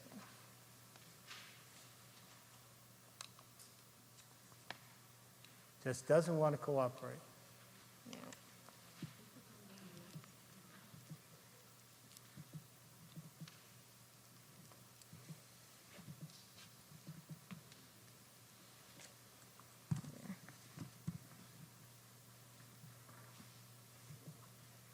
Someone from IT come down? Help. Calling the booth? Hello, help. I know the TC Passios repurposing committee has a vacancy, so I know that's another one that we need to fill. I'd love to have people help us on what to do with that building. And I believe the planning board has an economic development committee they're trying to put together as well. Yep. Mr. Bernie, you have a vacancy? Yeah. These are the good people that would come out on a somewhat snowy night, I guess. All right, I figured. Oh, never mind, she took care of it. Sorry about that. So we'll start off with what is a tax increment financing agreement? It's a tax agreement that provides limited tax relief to a new or expanding business, and it's for companies to receive local tax incentives in exchange for a private investment commitment and job creation and retention. The benefits of tax increment financing agreements encourages economic development. It creates a more diversified and stable tax base. The creation of new business increases the assessed value of the property and provides increased tax revenue. It creates new jobs in the community, creates a partnership between the business and the town, enhances the overall economic health of the town, and the benefit of the private investment exceeds the foregone tax revenue. The way TIFs are structured they're regulated by state law. The length of them is a minimum of 5 years and a maximum of 20 years. They provide varying degrees of tax relief of 100% to 1% over a term of the agreement. The specific obligations of the business and the town are detailed in tax TIF agreements, such as a requirement that the business create a specific number of jobs and invest a specific amount of money in their facilities.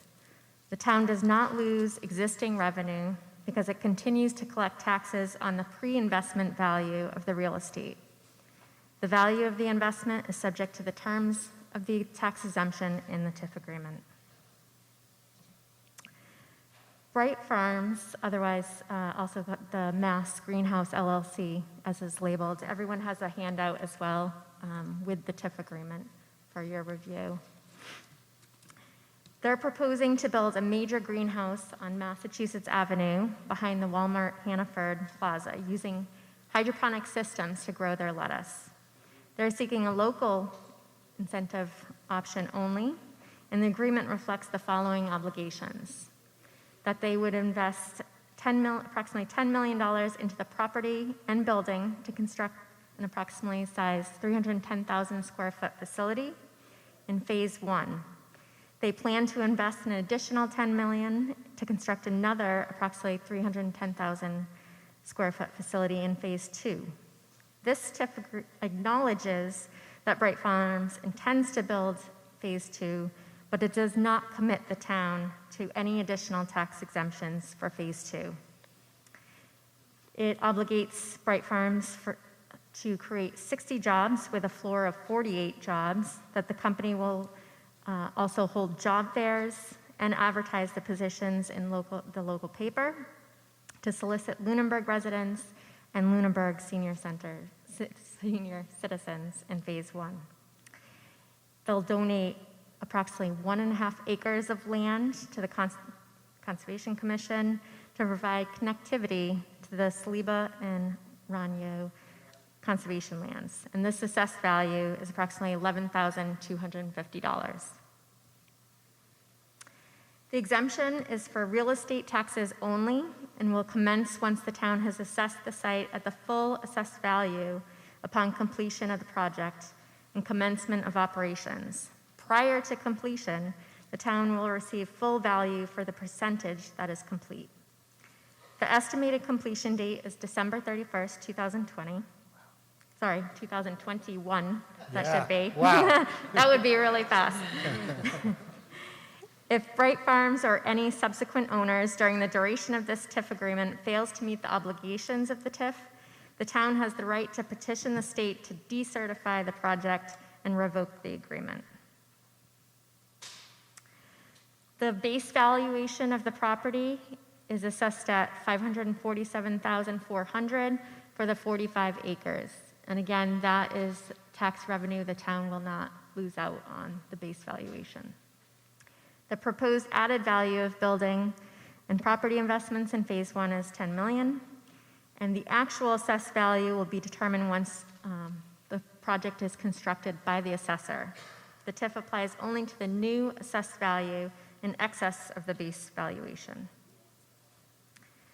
The TIF obligates the town to the following: an 8-year tax relief of property taxes beginning in year 1 at completion of the project, at 100% exemption and ending with a 30% exemption in year 8. The maximum exemption amount will be no more than $996,600. And so that means that if by year, prior to year 8, year 5, year 6, any year prior, if they reach that maximum exemption of $996,600, $26,600, the TIF agreement concludes. This is a chart that demonstrates a depiction of the savings, the estimated TIF savings to the company, as well as the incremental tax payments to the town over the term of the agreement. And that is also in your handout on the last page. The benefits of a TIF with Bright Farms is that this type of business complements Lunenburg's agricultural community. This TIF will grow Lunenburg's commercial tax base, creating a more stable tax base overall. The type of business will have a minimal impact on the town's existing infrastructure and minimal need for services such as for fire and police. The TIF allows for a maximum tax exemption of $996,600, but also generates an estimated $450,000 or more in new tax revenue over the 8-year period. And the company will be assessed the full value after year 8 or before year 8 if the maximum exemption is reached before year 8. The company's investment of $10 million into this property will increase the assessed value of the property, and this creates 48 to 60 new jobs within the community, which will also help support other local businesses where these employees shop.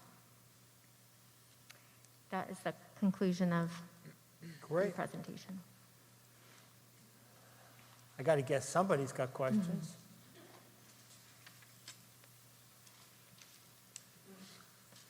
Introduce yourself, tell us where you live. Hi, it's David Feinberg from 25 Cliffview Terrace. Keep your voice up, Mr. Feinberg. I'm sorry? Keep your voice up. Oh, sorry.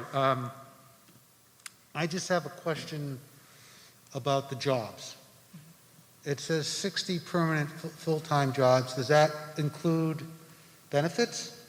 And it also says that if it drops below 48, the company agrees they're not in compliance. Okay, a lot of companies do that, make a lot of promises. Things happen, some's the company's fault, sometimes it's not, and they're never in compliance. And the only thing that the town can do is appeal to the state. What is that process, and how is that going to play out? To answer your first question, they do provide benefits and a 401 package to their employees. And as they've stated to us at many meetings that they had with the select board.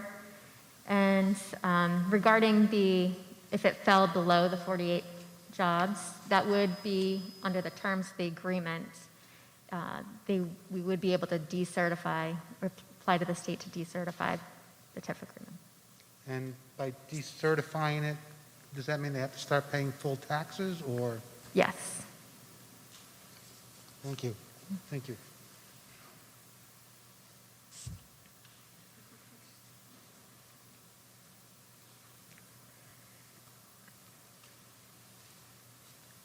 Hi, John Stella from 11 Maysfield Road. I have a question about where this is going to be sited. Is it going to be behind Walmart? That property, I believe, is mountain and ledge. How is the building going to be sited on that property without blasting? It still has to go through the proper permitting procedures, which they're currently going through site plan approval, and I would ask the land use director. I see him as here. And what is the town's plan for if surrounding properties, there is blasting, if surrounding properties are damaged by the blasting? So also to clarify, what they're purchasing is 45 acres of that parcel, the 361 Mass Ave. It's not the full parcel. Let's see if Mr. Burney can give you, stay right there. Okay. Mr. Burney ran all the way down from the top rows to tell us what we can tell us about where it's going to be sited and how it's going to be built, maybe. Go ahead. So at the... Who are you, by the way? Sorry, Adam Burney, Land Use Director. The building is intended or proposed to be sited at the precipice of the mountain, where there is a small wetland. They have done extensive geotechnical work up there They said they have found some ledge, but they've worked to site the building as far from the ledge as they can. They've indicated that they don't intend to do blasting. If they were to do blasting, that is covered under Mass General Law. There is a site survey and a circumference around, or I'm sorry, a diameter or radius from the sites of the blasting. They're required to do site survey by an independent contractor. So the town doesn't necessarily protect the homeowners, but the state law does through the way that blasting is managed. Again, they've indicated they have no intention of blasting, and if they do, it would be a minimal amount. Essentially it's a greenhouse. So there isn't a significant foundation. It's a series of large cement ponds with a glass building over it. But that is all separate from the TIF. The TIF is just a tax agreement with the town. The development of the property is governed through the building code and our zoning bylaws. They will be on the agenda for the planning board on Monday with the intent of finalizing their site plan approval. They've been in front of us for about 2 months now. Okay? Thank you. Very good. Stay there, Mr. Bernie, you never know. Dave Mackey, 384 Townsend Harbor Road. The question was, is there any restrictions on what they can grow? They're saying they're going to grow lettuce at this time. Are they growing other crops that could include marijuana, for instance? Ms. Lemieux, you have an answer to, is there a, oh, maybe Her Mr. answer is Bernie look at me. knows. Adam Burney, Land Use Director, they cannot grow cannabis without getting a special permit from the planning board specifically to do that and meeting the bylaw. The area in which they are proposing to construct is located in a residential zone. The cultivation of cannabis in a residential zone is prohibited per our current bylaw. Furthermore, you would also need a license from the Cannabis Control Commission in order to do that. And do you know if they're going to be using a lot of UV lighting that does consume a tremendous amount of electricity, and if they're going to offset that with solar? I cannot speak to their operational intent as far as how they're going to power it. They do intend to use UV lights. They have provided the planning board with spec sheets on the blackout curtains for the roofs and walls to prevent glow, and we have received photographs of other facilities they own in the Northeast in deep winter night with the blackout curtains that I mean, you wouldn't know it was there if it wasn't a clear picture of a building. Okay. Great job, and I appreciate everyone on the board partnering with a local business to create jobs with a tax benefit for them that's limited and it's going to expire over a period of time. I think this is a really smart move forward for the town of Lunenburg, and I'm going to vote for it. Thank you. Thank you. Mr. Bernie, is your meeting live on YouTube? Okay. So you can go on the public access channel and watch that Monday night. Go right ahead, sir. Darrell Plant, 490 Lancaster Ave. I think the schedule is very generous to the company. That's my first point. But I have a question, and that is water usage. Do we have estimates on the amount of water they're going to be using, where they're drawing it from, what that expectation is for phase 1, phase 2? Simple. Thank you. Stay right there, Mr. Bernie. Yeah. Right. You go that way. Mr. Bernie's going to come back and talk about water, I think. Stay right there, sir. Get your answer. There you go. We don't have, well, they have been working with the water district on water usage. They have an intended rain capture pond depicted on their site plan. In addition, there is a well site on their property. They're intending to develop as necessary with the water district. They will be purchasing water through the Lunenburg Water District. What the gallonage is per day, I don't know. It is a hydroponic operation. They do capture process water and treat and reuse that. But I couldn't even venture to guess. And my understanding would be that it doesn't affect the TIF, it affects the project as it is. And as I said, I know the Water District has been in discussion with them about dropping a well on site and potentially the Water District acquiring it in the future. Where those negotiations, I don't know how far along they are, as the Water District is a separate entity. Good, thank you. Don't go far, Mr. Burney, you never know. Come right up, sir. Mike Clark, 275 Cross Road. They already have a facility in Shirley, correct?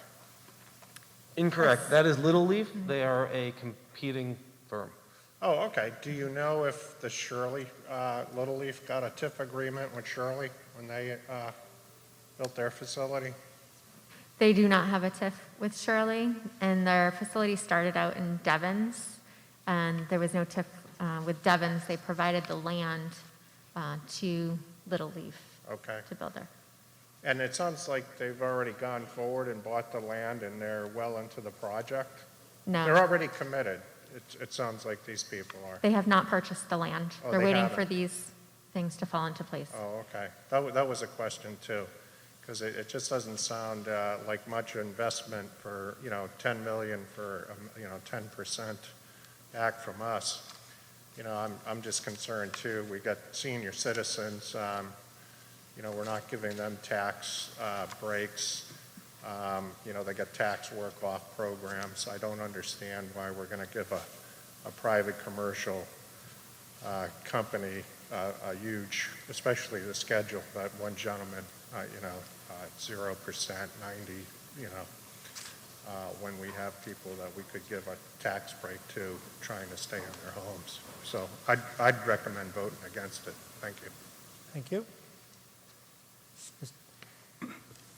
Chris Menard, 672 Page Street, obviously a member of the Finance Committee. I did vote no on this for recommendation. Honestly, I'm a little torn on this article. I think the $1 million that is being offered here is excessive. We have no other TIFs ever in Lunenburg. We have no policy around TIFs. We've had very little discussion as a community around this specific TIF. And in fact, the agreement was only reached yesterday.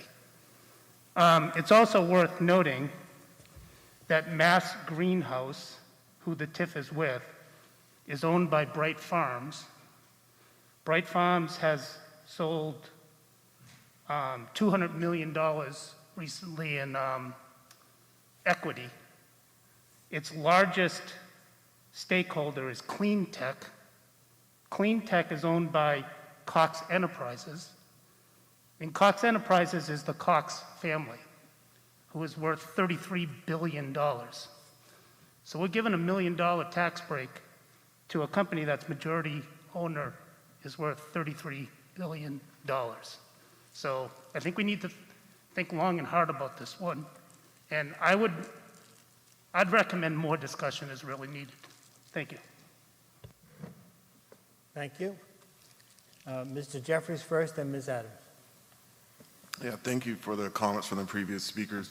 I want to respond to Mr. Clark, because I think that you raised some concerns that initially I also shared. In our negotiations with Bright Farms, one of the questions I asked them is, what are we getting out of this? In the sense that, they're looking for $1 million basically. And so, our negotiations, a couple things happened. One was that we reduced the time frame down from 10 years to 8, which was, I think, a success. Another thing was that we created a floor on the jobs, and also that those jobs would be full-time with benefits.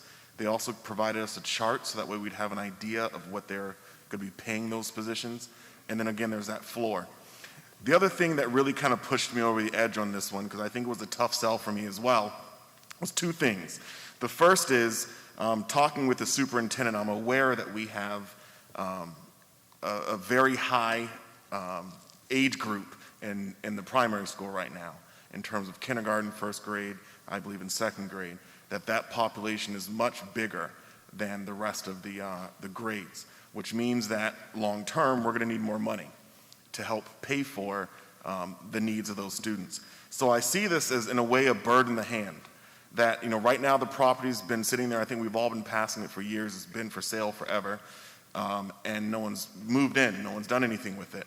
And when you think about parcels that big, what can possibly happen to them? You can have large residential developments in them. Large residential developments puts more strain on the school system, puts more strain on the fire department, puts more strain on the police department. Whereas when you put a business there, I know some people don't like me to use this phrase, but it's a net contributor in the sense that they rely on minimal services from the community and they contribute a significant amount of money. So even though over 8 years what they're asking for, and I'm aware they're a multi-million-dollar company, they're probably going to make $1 million in 3 weeks or 4 weeks. I'm sure this is a drop in the bucket for them. But in exchange for them getting that money, what we get out of it, over the next 8 years, we get $500,000 that we currently don't see ourselves getting. And then when you look beyond that, at today's dollars, it's $200,000 a year. $200,000 a year is teachers, that's firemen, that's policemen, and so that's us being able to look at a business that's also providing jobs where the employees shop in town, they live in town, they're going to contribute back to the local economy. So while this is more than I think any of us want to really like, the real selling point here is that it's a lot of money in the tax revenue. Thank you. Ms. Adams. Okay, I'll second a lot of what was just said, and I think an important thing, it was already mentioned that Bright Farms has not purchased the land, and at the previous meeting, and of course he was doing some of his own sales and marketing, but they look at alternative places to have their business. And so there's a balance here between if there's a hardball and we say, well, they have tons of money so they don't need a tax break, they simply may just choose not to come to Lunenburg, and that's the risk we take. For a very long time in Lunenburg, we talk about the need for economic development to help bring in taxes, and especially non-residential taxes. We don't have a lot of commercial land available for development, and so I find this project really complementary because a lot of people identify with Lunenburg having sort of an agricultural environment. This is a giant lettuce greenhouse. And so I think it helps with economic development, it brings jobs, and what companies are looking for is a partnership, in terms of coming to Lunenburg. And this is, sort of what they're asking for. It was worked on and changed and whatnot. I think voting this down is an unwelcoming thing to do because overall, there's a benefit to having this development, this economic development to town and bringing jobs to town is something that's sort of complementary to our agricultural environment. So even though it'd be nice to say, let's not give them a tax break and get more money, the alternative may be that they don't come at all. Thank you. Sir. Dave Mackey, 384 Townsend Harbor Road. I would agree. I think this is a agricultural community, so I'm going to say let's not count our chickens before they're hatched. We are not going to get this if you don't pass this TIF. It's going to be hello Athol, hello Winchington, hello the next town down the Route 2, and they're going to get the jobs, and they're going to get the eventual tax dollars. We do have to wait a little bit, but let's not pit other groups against each other. We haven't seen an opportunity like this, as far as I'm concerned, ever. If we blow it, we're not going to get another chance. Towns are just going to look at this and say the town doesn't support this kind of development. Please vote yes. Thank you. I don't see anyone else at the microphones. I think we're ready to vote. It's a majority vote. If you're in favor, please raise your card. If you're opposed, raise your card. Passes by a clear majority. Article 17 is a report from the T.C. Passios Design Committee. Mr. Jeffries. Thank you, Mr. Moderator. I move that the town vote to hear an interim report from the TCP Design Committee and/or from representatives from the design firm. Thank you. Is there a second? Selectman, your recommendation. Selectmen recommend approval. Thank you. Finance. Finance Committee recommends approval. Okay. Who's going to speak about oh, wow, we've got a whole crowd now. Excellent. So I would caution everybody in the body here that if this is to hear a report. We're not going to debate and discuss and go through all the machinations that you might have about this particular building. There is an opening on the committee, so you're welcome to join.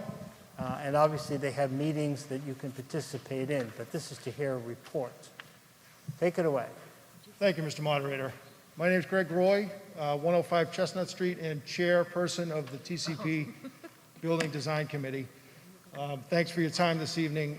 With the moderator's permission, I'm going to try to give a brief overview, and then I'd like to turn it over for another brief presentation by our design firm, which I'll do in a few minutes.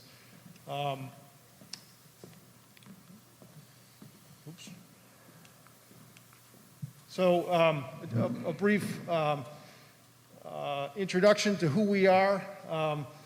The committee is made up of 3 citizens at large. Those members are myself, Dave Blatt, and then as you can see, and as mentioned by the moderator, we are looking for members. So please, if you have any interest in this, submit a talent bank form, and I'm sure you'd be considered. The balance of the committee is made by a select board representative, which is Michael Ray Jeffries, a FinCom representative, Dave Passios, school committee rep, Brian Leighton, and a planning board representative, Matthew Allison. There's also been several former members which are listed there as well. Just a quick walk through history. The 2019 annual town meeting authorized the expenditure of funds, and I'll just read this for you. The article stated, to see if the town will vote to raise and appropriate or transfer from available funds a sum of money for the design and engineering to consolidate town offices, school uses, and community space at the building and land known as the TC Passios, located at 1079 Massachusetts Avenue. In September of 2019, the Select Board authorized the formation of the committee to be made up, as I just mentioned, with citizens at large and members of each of the 4 standing boards in town.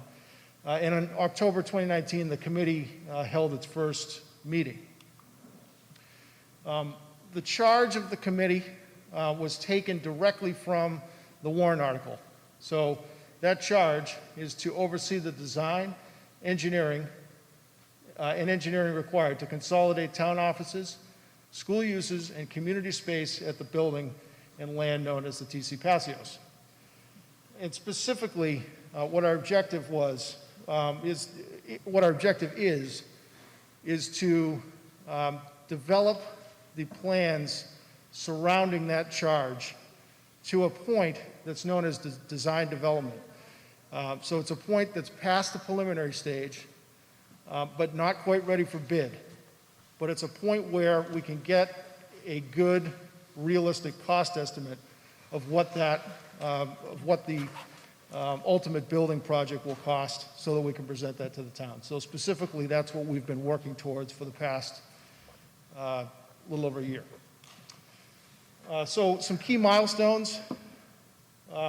November, December, we developed specifications necessary to issue a request for qualifications for design firms. In January 2020, we interviewed 3 design firms. During the following months, we had selected the design firm. We negotiated the contract with them. The town manager, as the procurement officer in town, negotiated that contract, and DiGiorgio and Associates was selected as a design firm in March. March 11th, we held our first kickoff meeting with the representatives from DiGiorgio to start the design process, and about 1 or 2 weeks later, we received our stay-at-home mandate from the governor. So we sort of hit the pause button on our activity. A few months later, we held our first virtual meeting to restart the process under our new virtual process. So it took a little bit of learning, but we initiated the project In June and July, the design firm conducted on-site assessments, existing condition surveys, both on the exterior of the building, interior of the building, to get a baseline of what's there. Some of this is going to be discussed by the architect in a few minutes. August, September, and October, the committee worked with the design team to develop a preliminary plan. There was quite a significant amount of work that was put into that to get input from all the various department heads and community groups that would be using the building, as well as all community groups that had an interest in using the building. So we spent a significant amount of time during those months to solicit that type of feedback. That all led to an endorsement of a preliminary plan by the committee and by the town department heads, including the school committee and such. That was done earlier this month in November. So the preliminary plan really has three uses which come directly from our charge. The main use categories are town offices, school offices, and other usage, and community use. The design firm, and they'll talk a little bit more about this, reached out directly to departments, to those three departments, to determine actual space needs so that they could start looking at how things work together, how the building will flow, and the like. The committee focused its energy on reaching out to the community and trying to get feedback from the community, particularly public organizations, community organizations. We've listed a few that might have an interest and an input in how the building was ultimately designed. And as I previously said, we took a significant amount of time to allow for that process to take place. Schematic plan components. I'm using schematic and preliminary interchangeably, so I apologize for that. So we have now arrived at a preliminary / schematic plan, and the general use is as follows. I should note that I think all of you were given a handout this evening, and that gives you an overview of the preliminary / schematic plan. So you can see where we are today with our current plan. First use is the town hall use. We have suites for all town departments. Again, accommodating the needs of each department relating to public access, meeting requirements, and office space, storage needs. The plan includes the public access community cable department, and also includes space for archive storage and vault storage that's required by the town needs. The second significant use is schools. School department offices are included in the design, accommodating their specific needs. Significant time. Well, I do want to thank the superintendent. She participated in many of our meetings. We had a lot of input from the school department. She was there for a lot of long meetings through those months. So the plan was developed to meet their specific needs with the office space, storage requirements, needs for private confidential meetings that the school department has periodically. The ACE program, which is an extension of the school department, meeting the needs of older students, is programmed currently in the preliminary plan. Early learning programs for our younger students, as well as the extended day program, is also included in the plan. And then last but certainly not least is community uses. We saw the need for 3 large multi-purpose public meeting rooms, plus 2 smaller conference rooms. Our vision there is to be able to run simultaneous public hearings. Our intention would be to have those set up like we have here with microphones, video type services, because in this day and age, we all know we're relying more and more on that technology. We have a space in the preliminary plan for a community food pantry. The plan maintains the gym. There are several committees in town, there are several organizations and groups in town that rely currently on the use of the gym or use the gym regularly. So that was a significant input in our thought process. That will maintain for community uses. And currently the kitchen is maintained as well for community groups and the like. So what to expect in the future? We continue to encourage the community involvement. I'd like to be able to tell you that we meet on a set schedule.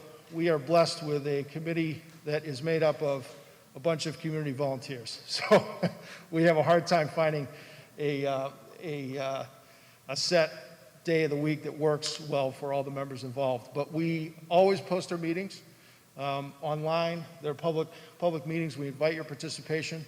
They're, of course, all virtual, so they're very easy to attend from your comfort of your home. And also, all of our meetings are videotaped and available so you can watch them verbatim on the YouTube channel. So please, we invite everybody's participation. So our next main task is to develop the design development plans, which bring the preliminary plan to a much more detailed level. And it brings us to a level where we can develop a detailed cost estimate.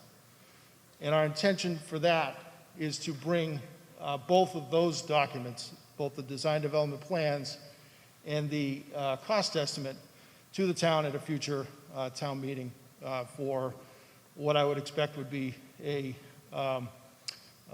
lively discussion. I think I will leave it at that. And I will invite Mr. Tom Lamb with the Giorgio Associates to give you a presentation from the design team next time.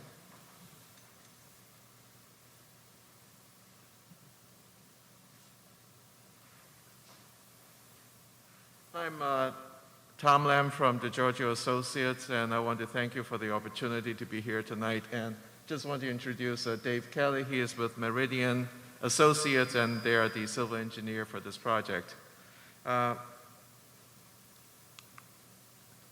So I want to thank you for the town, the building committee on the endless meetings, and also the different representatives from the school committees, the town offices, and the different community groups, and they were really involved with the project.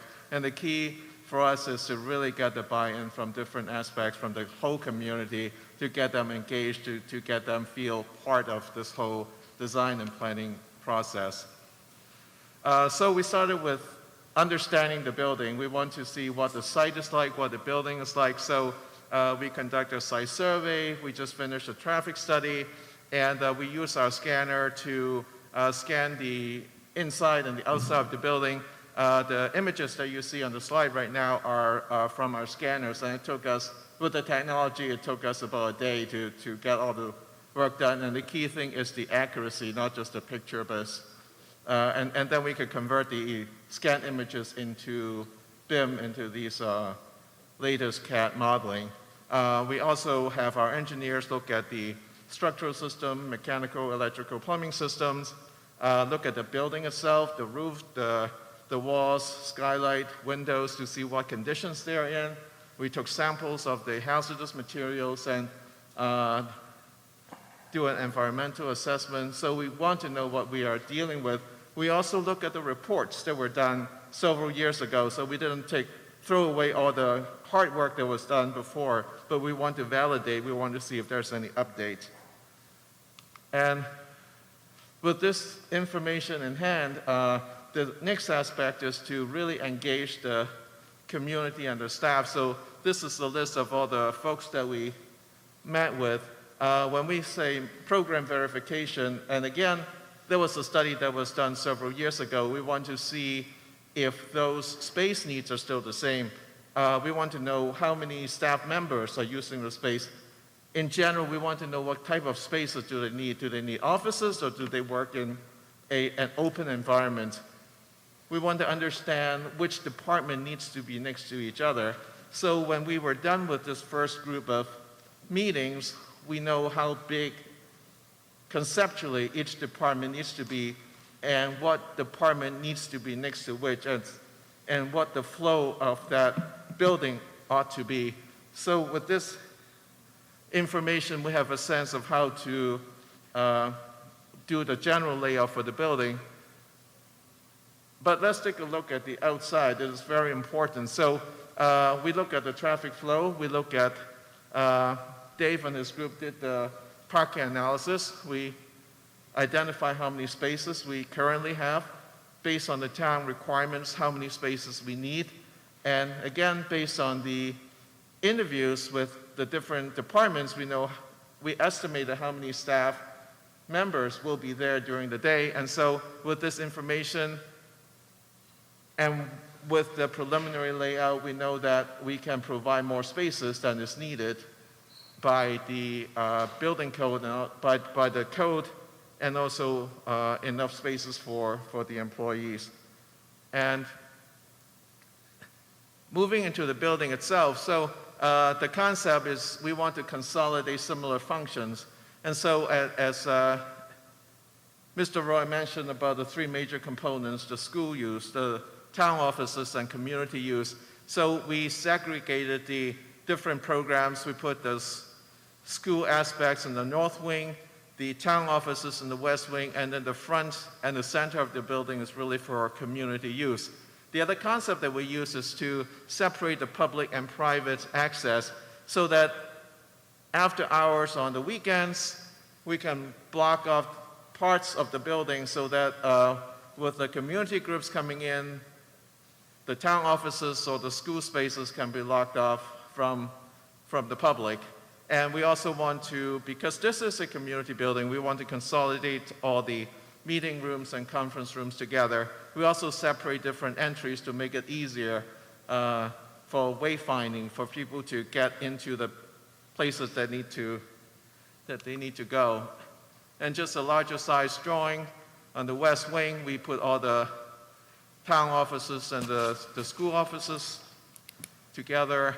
And in the north wing, which is for the school use, we have the extended day program and ACE, community link, early learning, and some storage.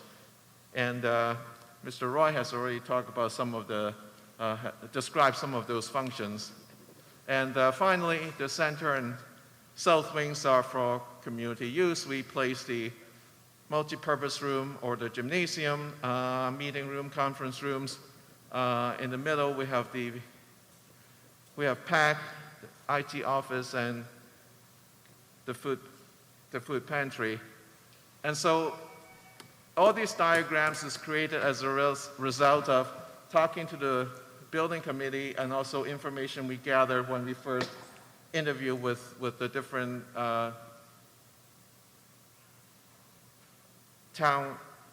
different offices. And so at the end, it is important that people, if folks have to put their signature on the design, they're more serious about it. So we went back to the committee and also to the different representatives from the different departments and say that we want them to sign off on this design. And we want to explain what this sign off means. It means that we include all the rooms. We make sure that all the rooms and all the departments are in the right relationship with each other, that we have the right number of conference rooms and meeting rooms, and storage needs are also taken care of. And so right now we have signed off from representatives of every department that's going to be moved into this school. And so with this schematic design sign up, we can move to the next phase, which is design development. We're getting more information on the site, exterior, interior design, and it's not just a concept. When we are done with this, when we go back to the different committees and the the town staff will be talking about doors, about casework, about finishes, about lighting, about electrical outlets locations, and so forth. So that's going to be a lot of detailed information, both architecturally and all the mechanical, electrical, plumbing systems are going to be developed. With that information, we can give it to the cost estimator and provide a very, a more substantial and accurate construction cost for this project. And last but not least, we, again, on behalf of DeGiorgio Associates and Meridian Associates, we just want to thank you for the opportunity to serve this community, and hopefully we'll turn this into a physical reality at some point. Thank you. Thank you, gentlemen. Appreciate it.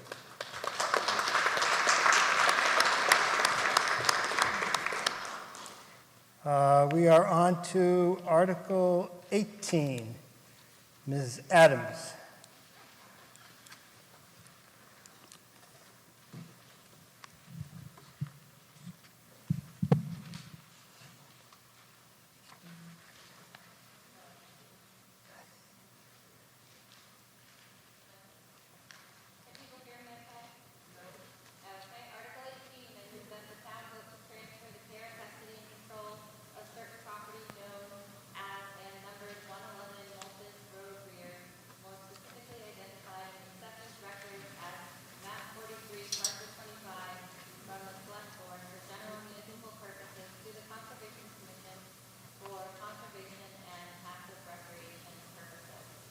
Thank you. Is there a second? Thank you.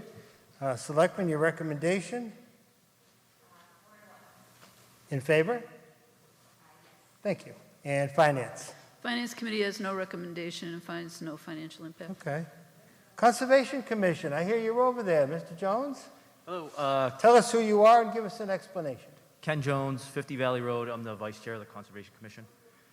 So, you know, in looking at all the town property that is under our care and control, you can see on the map all of the green is town forest and under the care and control of the Conservation Commission. There's a small island, was acquired in 1901, that basically, you know, kind of slipped through the cracks and is under the care and control of the Board of Selectmen. So to clean up the map, we're just looking for a transfer of care and control of the Selectmen to the care and control of the Conservation Commission. Thank you. I don't see anybody raising their card, so I think we're ready to vote. Mr. Jones? Oh, Ms. Adams, I didn't see you. Go right ahead. Okay, I have the microphone for this. I just wanted to make a brief comment. I'm the one on not recommending approval.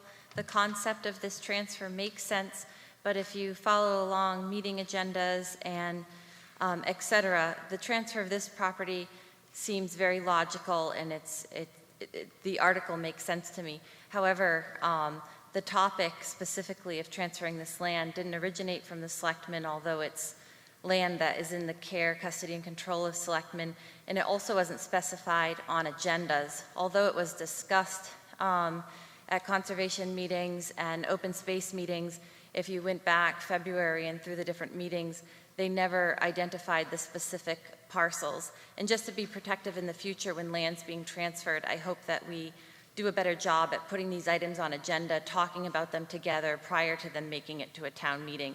Very abruptly showed up as a warrant article. It was the first I heard of it. And so I just caution us sort of as groups of communicators to use good agendas and be more specific, so when we're transferring properties and doing things, there's a better record of having had the opportunity to have discussed it. Thank you, Ms. Adams. I think we're ready to vote. All those in favor of Article 18, please raise their card. All those opposed? I don't see anyone. Passes unanimously. 19, Mr. Marino.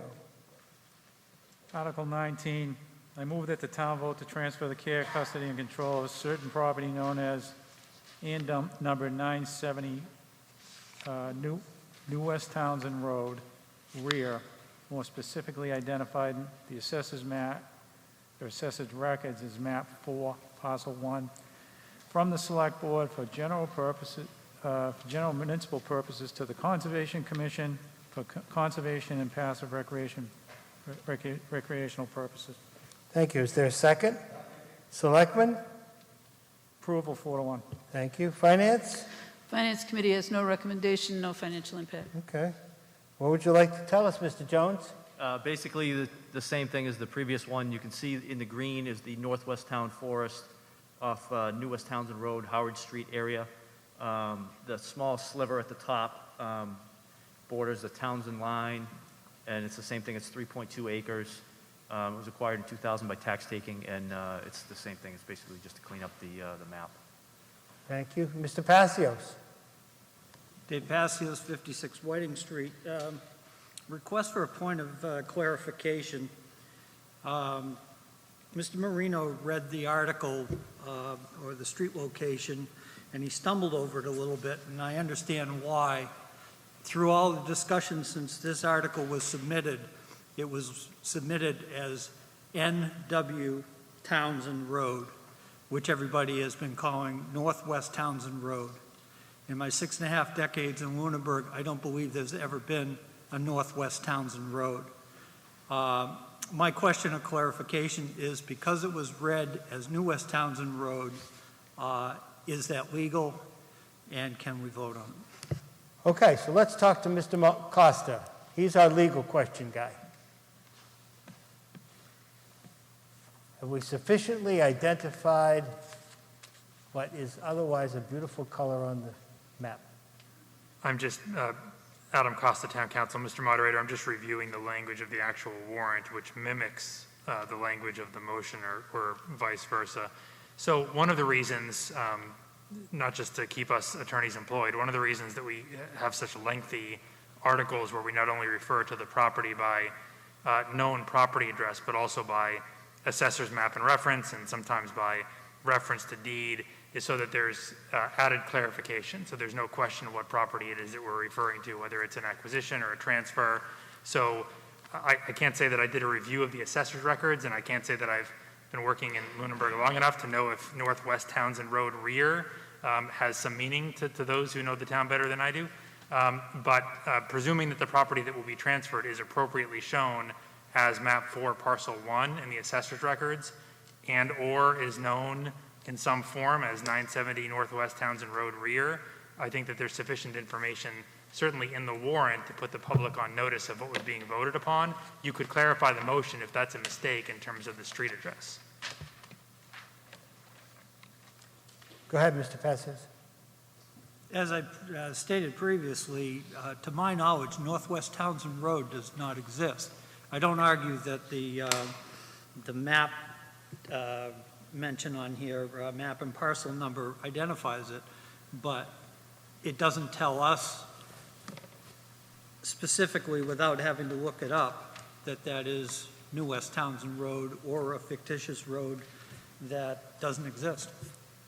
Okay, Mr. Passios, are you making a motion to amend?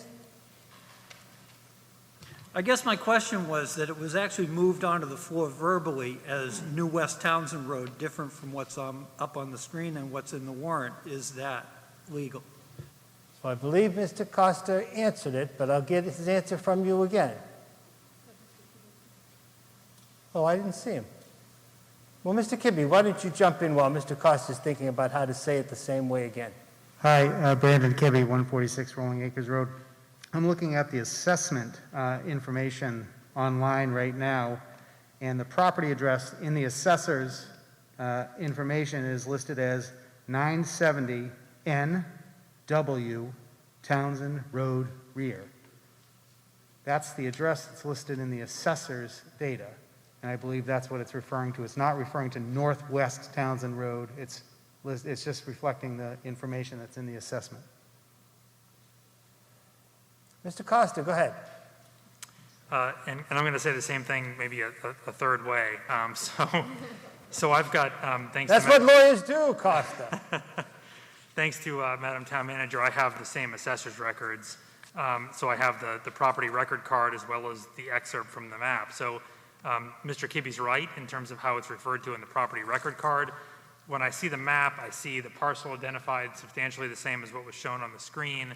I also see, and it's very difficult to read because it's in a light gray print, and the property, the town boundary between the town of Lunenburg and town of Fitchburg is directly over the writing, but it would appear to state that this is New West Townsend Road, according to the reference on the actual map itself. But as Mr. Kibbe said, the property record card simply says 970 NW Townsend Road rear.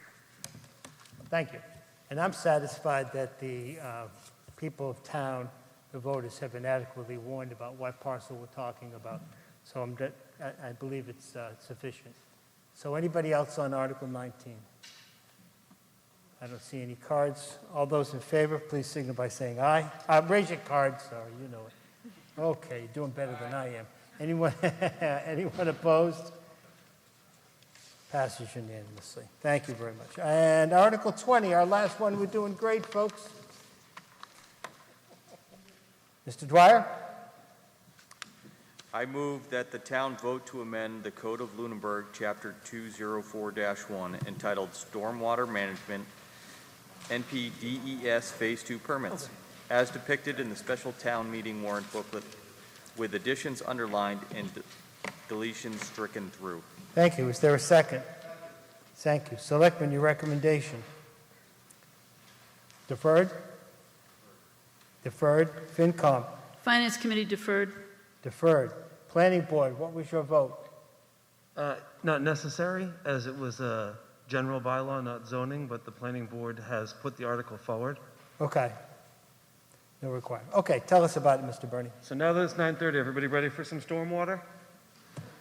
All right, so Section 204 of the Code of Lunenburg is stormwater and storm sewers. This bylaw exists currently, has existed since 2007, and the proposed changes will change the language to comply with the current Phase 2 National Pollutant Elimination Discharge System permit issued to the town. It was originally created to comply with the 2003 NPDES permit, and the language changes bring it into compliance with the 2017 permit, which we are subject to. Essentially, we're updating the design standards. Currently, we require that on new construction, total suspended solid removal be 80%, an 80% design. That will increase to 90%, as is required in the NPDES permit. Currently, phosphorus removal is required at 40%. It will bump up to 60%. Again, this is a design standard, so when the engineer designs the stormwater system, they use a series of best management practices to retain and treat the stormwater. These numbers are theoretical in the design. There is not we don't go out there with a phosphorus meter and measure how much phosphorus gets removed after a rainstorm, but there are incredibly complex and well beyond my understanding computer programs that model this and say this will do this removal. Additionally, redevelopment standards, currently it's what they call MEP, maximum extent practicable. So if you have an existing site that you're redeveloping that is already disturbed and you're disturbing it again, right now it's like, do the best that you can. The current permit requires that we bring that up to 80% of removal of total suspended solids and 50% of phosphorus. Again, this is designed based on the engineering of the stormwater system. Additionally, the planning board is removing any special permit language. This is a general bylaw. Special permits are generally reserved for zoning under Chapter 40A of the general laws. So it will become a stormwater permit. The planning board will be the permit granting authority, not the special permit granting authority. Essentially a semantic change for the reality of it. They have added a series of definitions to clarify what the meaning of some words that are used in the bylaw are. Common usage is slightly different in the bylaw than it would be in normal language, so this better defines it. And the board is looking to further clarify and outline the process of applying for a stormwater permit, outlining specific filing requirements and the contents of those requirements. All of this is outlined in the booklet you received. Everything with a line through it is coming out. Everything with a line under it is replacing it. How does this affect you? Most of you, it's not going to affect you at all. The threshold for this is a 1 acre disturbance. That's 43,560 square feet. Most people in this room live on a lot that is about 43,560 square feet. Some of you are up in the 80,000 multiple acres. But if you turn your garden in the spring, that's not required to get a permit. The upper left is a half-acre lot with a house built on it, and it's a total of about 4,500 square feet of disturbance. So about 1/10 of what would trigger this bylaw. The upper right is a significantly larger house, and wow, that's really small. It's 8,500 square feet, so about less than 20% of what would trigger this bylaw. When we get into much larger developments, this is a 70-acre parcel on the bottom left. It has a pole barn on it. It is 25,000 square feet of disturbance. Again, still not triggering the bylaw until we get into larger commercial developments. So unless you're building multiple houses, large commercial developments, this is not going to affect the average homeowner. This is to protect our rivers, our streams, our streets, our stormwater system that the town owns and maintains from runoff and sedimentation from development projects. What is NIPD's Phase 2? It's a program designed to protect water bodies. It was implemented in 2003 as an add-on to the Clean Water Act. It protects or requires towns to maintain their municipal separate storm sewer systems. All those storm drains, catch basins, outfalls. It dictates how the town is maintaining those and what they're responsible for. We are subject to it. We comply. We have complied for the past 17 years. We'll continue complying. Updating this bylaw is just one more part of that compliance. It protects our recreational use of waterways. It protects drinking water. It protects habitat. All of these things are important. Common pollutants, stuff that you see every day. Oil, gas, radiator fluid. All of these storm systems collect this when it rains, and they treat it. Our catch basins filter it out. They let it settle. The DPW cleans them as often as they can. That gets treated. It saves our waterways. I would be happy to answer any questions.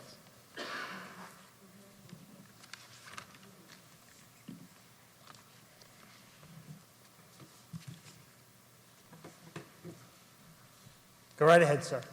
Dave Mackey, 384 Townsend Harbor Road. Does this apply to only commercial or to residential development? It applies to any disturbance of 1 acre or more. And what is the existing bylaw today? What is the size of that existing bylaw? It is also 1 acre. So the level of disturbance is not changing, just the level of treatment that's required.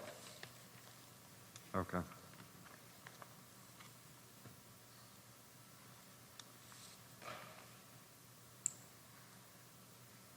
And is there any consideration given to the direction that the property slopes towards or away from the road? If we're looking to prevent property owners' waste from entering the road and being collected by the sewer system, it would seem that if it's sloped away from the road, there would be no concern. Well, there's that would come in with the design of whatever system is required post-construction to handle whatever impervious area is introduced to the site. Often what you will see is, so you asked for a distinction between residential and commercial. If you had actually we had an example across from the elementary school, that corner of Oak Ave and Northfield Road. There's a 10-acre parcel there that was divided up into 9 lots. That gentleman obtained a stormwater permit. He, in the process of developing those lots, put in a series of swales and roof leaders to handle the post-construction. During construction, he was monitored to ensure that he had proper siltation control to avoid dragging mud and other things into the street. So the difference is with a home, you're putting much less impervious area that needs control and treatment because it's generally just the driveway, as opposed to a commercial parking lot, which has more cars, less control over it, and you tend to put a more significant system that requires a little bit more treatment. So that is all borne out in the design and the engineering as it moves through the stormwater process. But it's not clear to me why we're focusing on private homeowners that have land that there's now 3 different studies that need to be done. The stormwater, the erosion, the operation, plans and maintenance. If you're going to disturb an acre of your own property and it's not allowing any water to flow towards the street, it's what's been there for thousands of years. It's just rain and it's landing on my property, and I don't see how I should be afraid of it. That I need to I understand I would need to keep it off the street. That makes total sense to me. But to spend, on the property that I have, I've already spent $4,000 just doing boring, and now I'd have to do hydrology, and then I'd have to do these 3 different plans on top of that. It's going to be another $10,000 at least to do these type of studies. Well, and it hurts not the commercial developer that you're referring to, but it hurts private homeowners. I think there should be some consideration for smaller, not developers, not commercials, not people with a lot of money, but you want to put up a house on your land, you should be able to do that without going through a lot of extra studies. Again, if you're putting up a single home, the likelihood that you're disturbing 43,000 square feet of land is very, very low. The plot of land that I live on isn't even 43,000 square feet. But to meet some of the other requirements, which is the slope, the 12% grade, you have to extend that out for very long driveways, and that adds up very quickly. So, the developments that are going on now, the prime lots are gone. You've got to have a long driveway. I've seen some of the developments going up now, the driveway is 600 feet long. That's going to exceed your examples that you put out there, because there's nothing roadside anymore. They're all, lots that are set way back. So I'd like to see that limit is increased beyond an acre to maybe an acre and a half. That we could do that, and then we would be out of compliance with the EPA and the NIPD's permit, and that would potentially result in significant fines for the town. So even if you don't send water onto the street, you still need to regulate everybody's lot? We need to regulate the disturbance of land greater than 43,560 square feet. Okay, fair enough. Can't fight that. Thank you. Thank you. Sir. Darrell Plant, 490 Lancaster Ave. I stand here in opposition to this article. This is just one more attempt by the planning board to diminish real property rights. Every single property in Lunenburg greater than 1 acre could be adversely affected by this proposed bylaw with changes. This is just one more obstacle a property owner will have to overcome to make changes to their property. Current subdivision, development, building, conservation rules and regs protect against groundwater contamination. They protect against the adverse impacts to waterways, streams, wetlands, and abutters from development. This article is not just redundant and duplicative of existing law, it is intrusive into real property rights. Let me be clear, I want clean water more than anyone. And we do have a problem in town, and it is not development. Let me explain. This summer, like most parents, we had to find things to do with our children because of COVID. My son and I, he's 7 now, hiked most of Lunenburg's public lands. One day, we hiked a brook called the Lunenburg. Poor pronunciation. It was a beautiful day. We were nearing the end of the hike when we came upon a huge dump.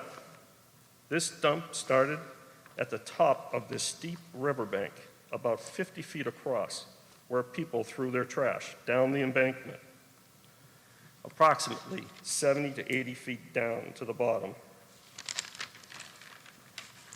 At the bottom of this debris field was at least 100 feet wide, by my estimation, and was part of the river.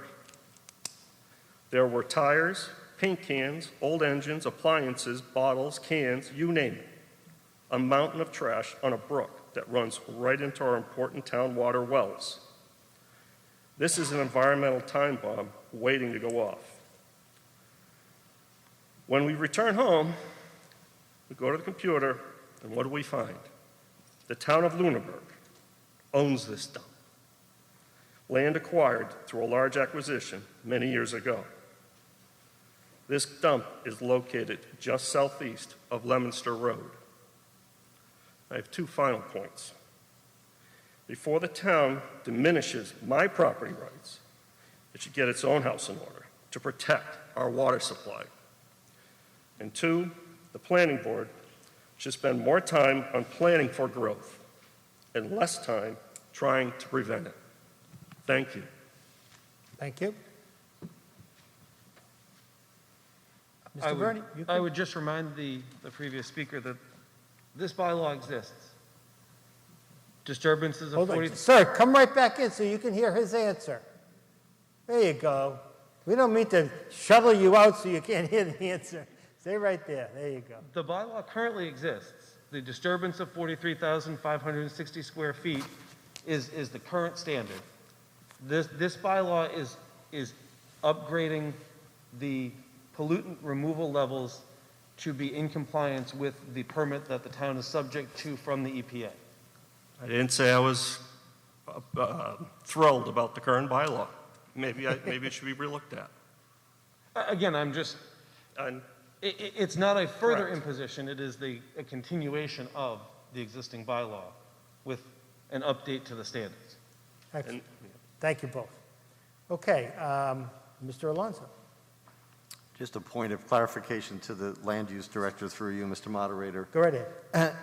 So if we don't, as some speakers have suggested, don't pass these changes, what is the liability of the town? We are required, in order to comply with our Phase 2 permit, to have this bylaw passed by the end of June 2021. If we don't, we would need to report to EPA on the annual report that we do for compliance with the Phase 2 permit that we have not done so, and why. And we would just have to either continue attempting to pass it or wait to see what their enforcement action was at that point. In theory, they could fine us. It would be wholly dependent on I would think, what the federal administration was focusing on and what other compliance issues EPA may be dealing with regionally. Okay. Ms. Adams? It was my understanding from having watched a meeting that the state hasn't completely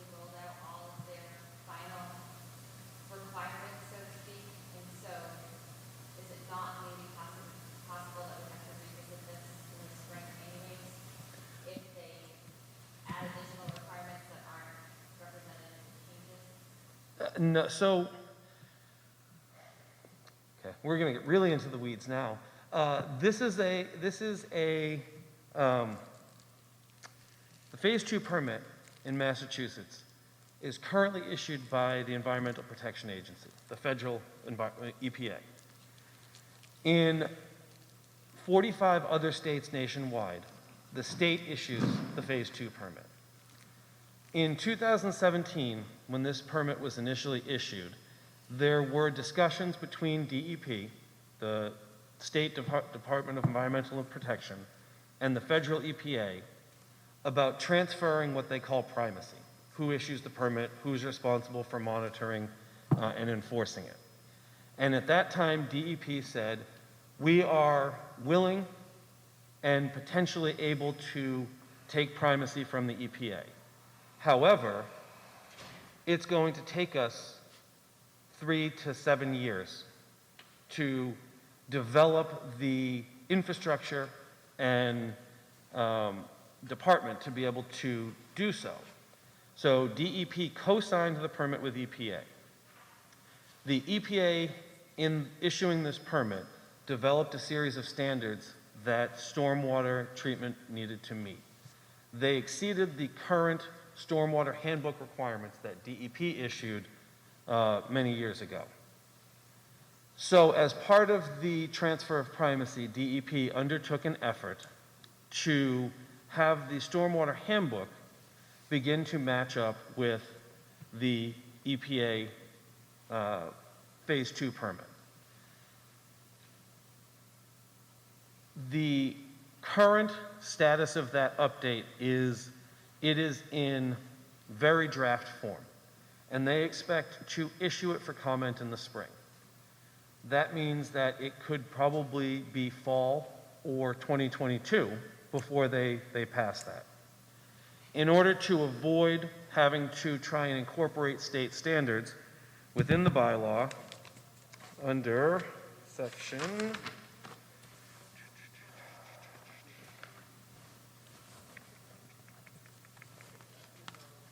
I really should have this memorized by now. Under section E2, you will see that it says standards. Projects shall meet the standards of the Massachusetts Storm... Well,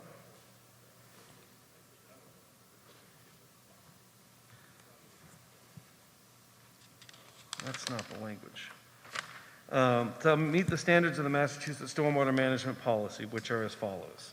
Mr. Bernie, I thought it was a simpler question. It isn't a simple question. That's the issue. Nothing is, and I get that. So but I think Ms. Adams said, essentially, my no, thing... we won't need to update the bylaw. Hold on. Because it requires that the applicants meet the standards of the Massachusetts Stormwater Handbook. So any update to that handbook would be incorporated by reference over time.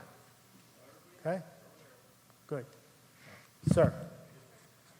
Dave Mackey, 384 Townsend Harbor Road. Just a follow-up question. The previous speaker made some pretty startling observations, and I'd like to hear from the selectmen to see if this contamination that's been reported is going to be investigated. That sounds awful. If we're really serious about protecting groundwater, I'd like to have somebody look into that. All right, well, we're going to get their recommendation because they haven't given it to you yet. So they're going to take a vote publicly, and you're going to know where they're at. So I don't see anybody else at the microphone or with their cards up. So, Selectman, I'm going to ask for your recommendation. I'll be at the microphone, otherwise we don't have a quorum. We can't vote. Yes, we can. Only until somebody challenges it, and I'll go over with that. Mr. Chair, I think the previous speaker asked us if we're aware of what the speaker mentioned about what was going on in town land. I'm not aware of that. Are you? I'm not aware of it, but I will, now that we've heard about it, we will look into it, but I don't think that's, I mean, personally, I don't think it's pertinent to this bylaw.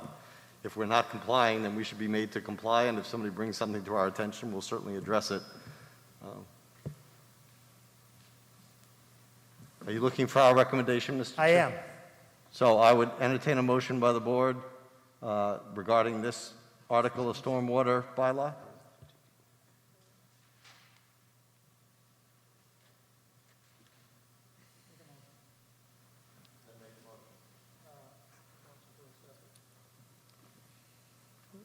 Let the record show Mr. Marino made a motion to accept the bylaw. Do I have a second? Second. Any other discussion? Roll call, Mr. Dwyer. Ms. Adams? I was just going to do further discussion in the sense of just some things being brought up with any bylaws. Oftentimes when we're updating them, sometimes we may realize that there's parts of the ones we already have we're not following. We visited that with earth removal permitting. So as we update this, I think it's a good time to be sure that we're also following what we had.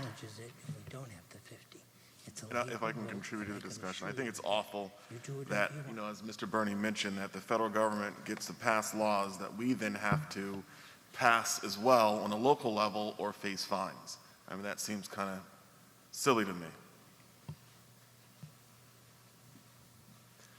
Okay. Mr. Dwyer? Aye. Mr. Marino? Aye. Ms. Adams? Mr. Jeffries? Aye. And an aye from me. Thank you. Selectmen vote in favor. Mr. Passios, go ahead. Mr. Moderator, point of order. We've lost our quorum, I believe. Okay, Mr. Passios has challenged the quorum. So at this point in time, if everybody would just stay in the room. Anybody who's outside the room, who's a registered voter, that can come back in, please. Okay, we're on the last article, so let's see if we can get a quorum.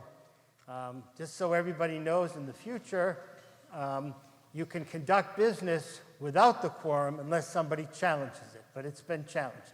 So I'm going to ask Mr. Bingham and Mrs. Clark to be my counters on this side, see how many people I have. I'm going to ask Ms. Hatch and Mr. Kibbe to be counters in the middle. I'm going to ask Mr. Jones and Ms. Scouten to be counters on this side. People on this side, Mr. Jones, Ms. Scouten, you must count the entire stage, and that includes Ms. Herrick and all the people that are up here, not Mr. Costa, not Karen. I'm sorry, you got to raise your hands. Everybody raise so they can count everybody in the room. Oh, excuse me, only people that have a card that are registered. Sir, you're registered. Where's your card?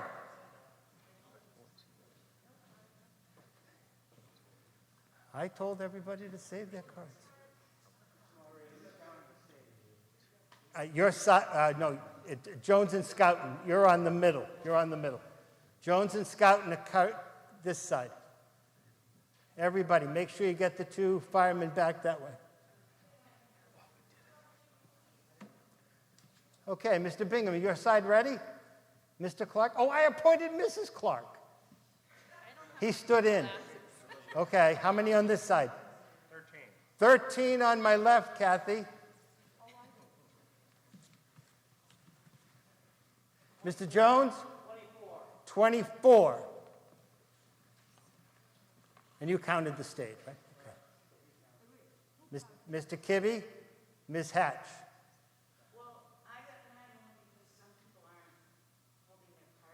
Well, hold your cards up, everybody in the middle. Mrs. Hatch didn't see them all.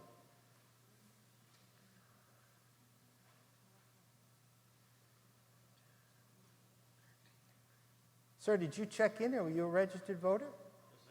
But you didn't get a card.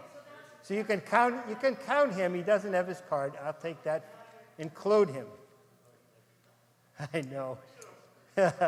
I warn people every time, don't lose your card. Kathy wants them back, you know. These things cost money.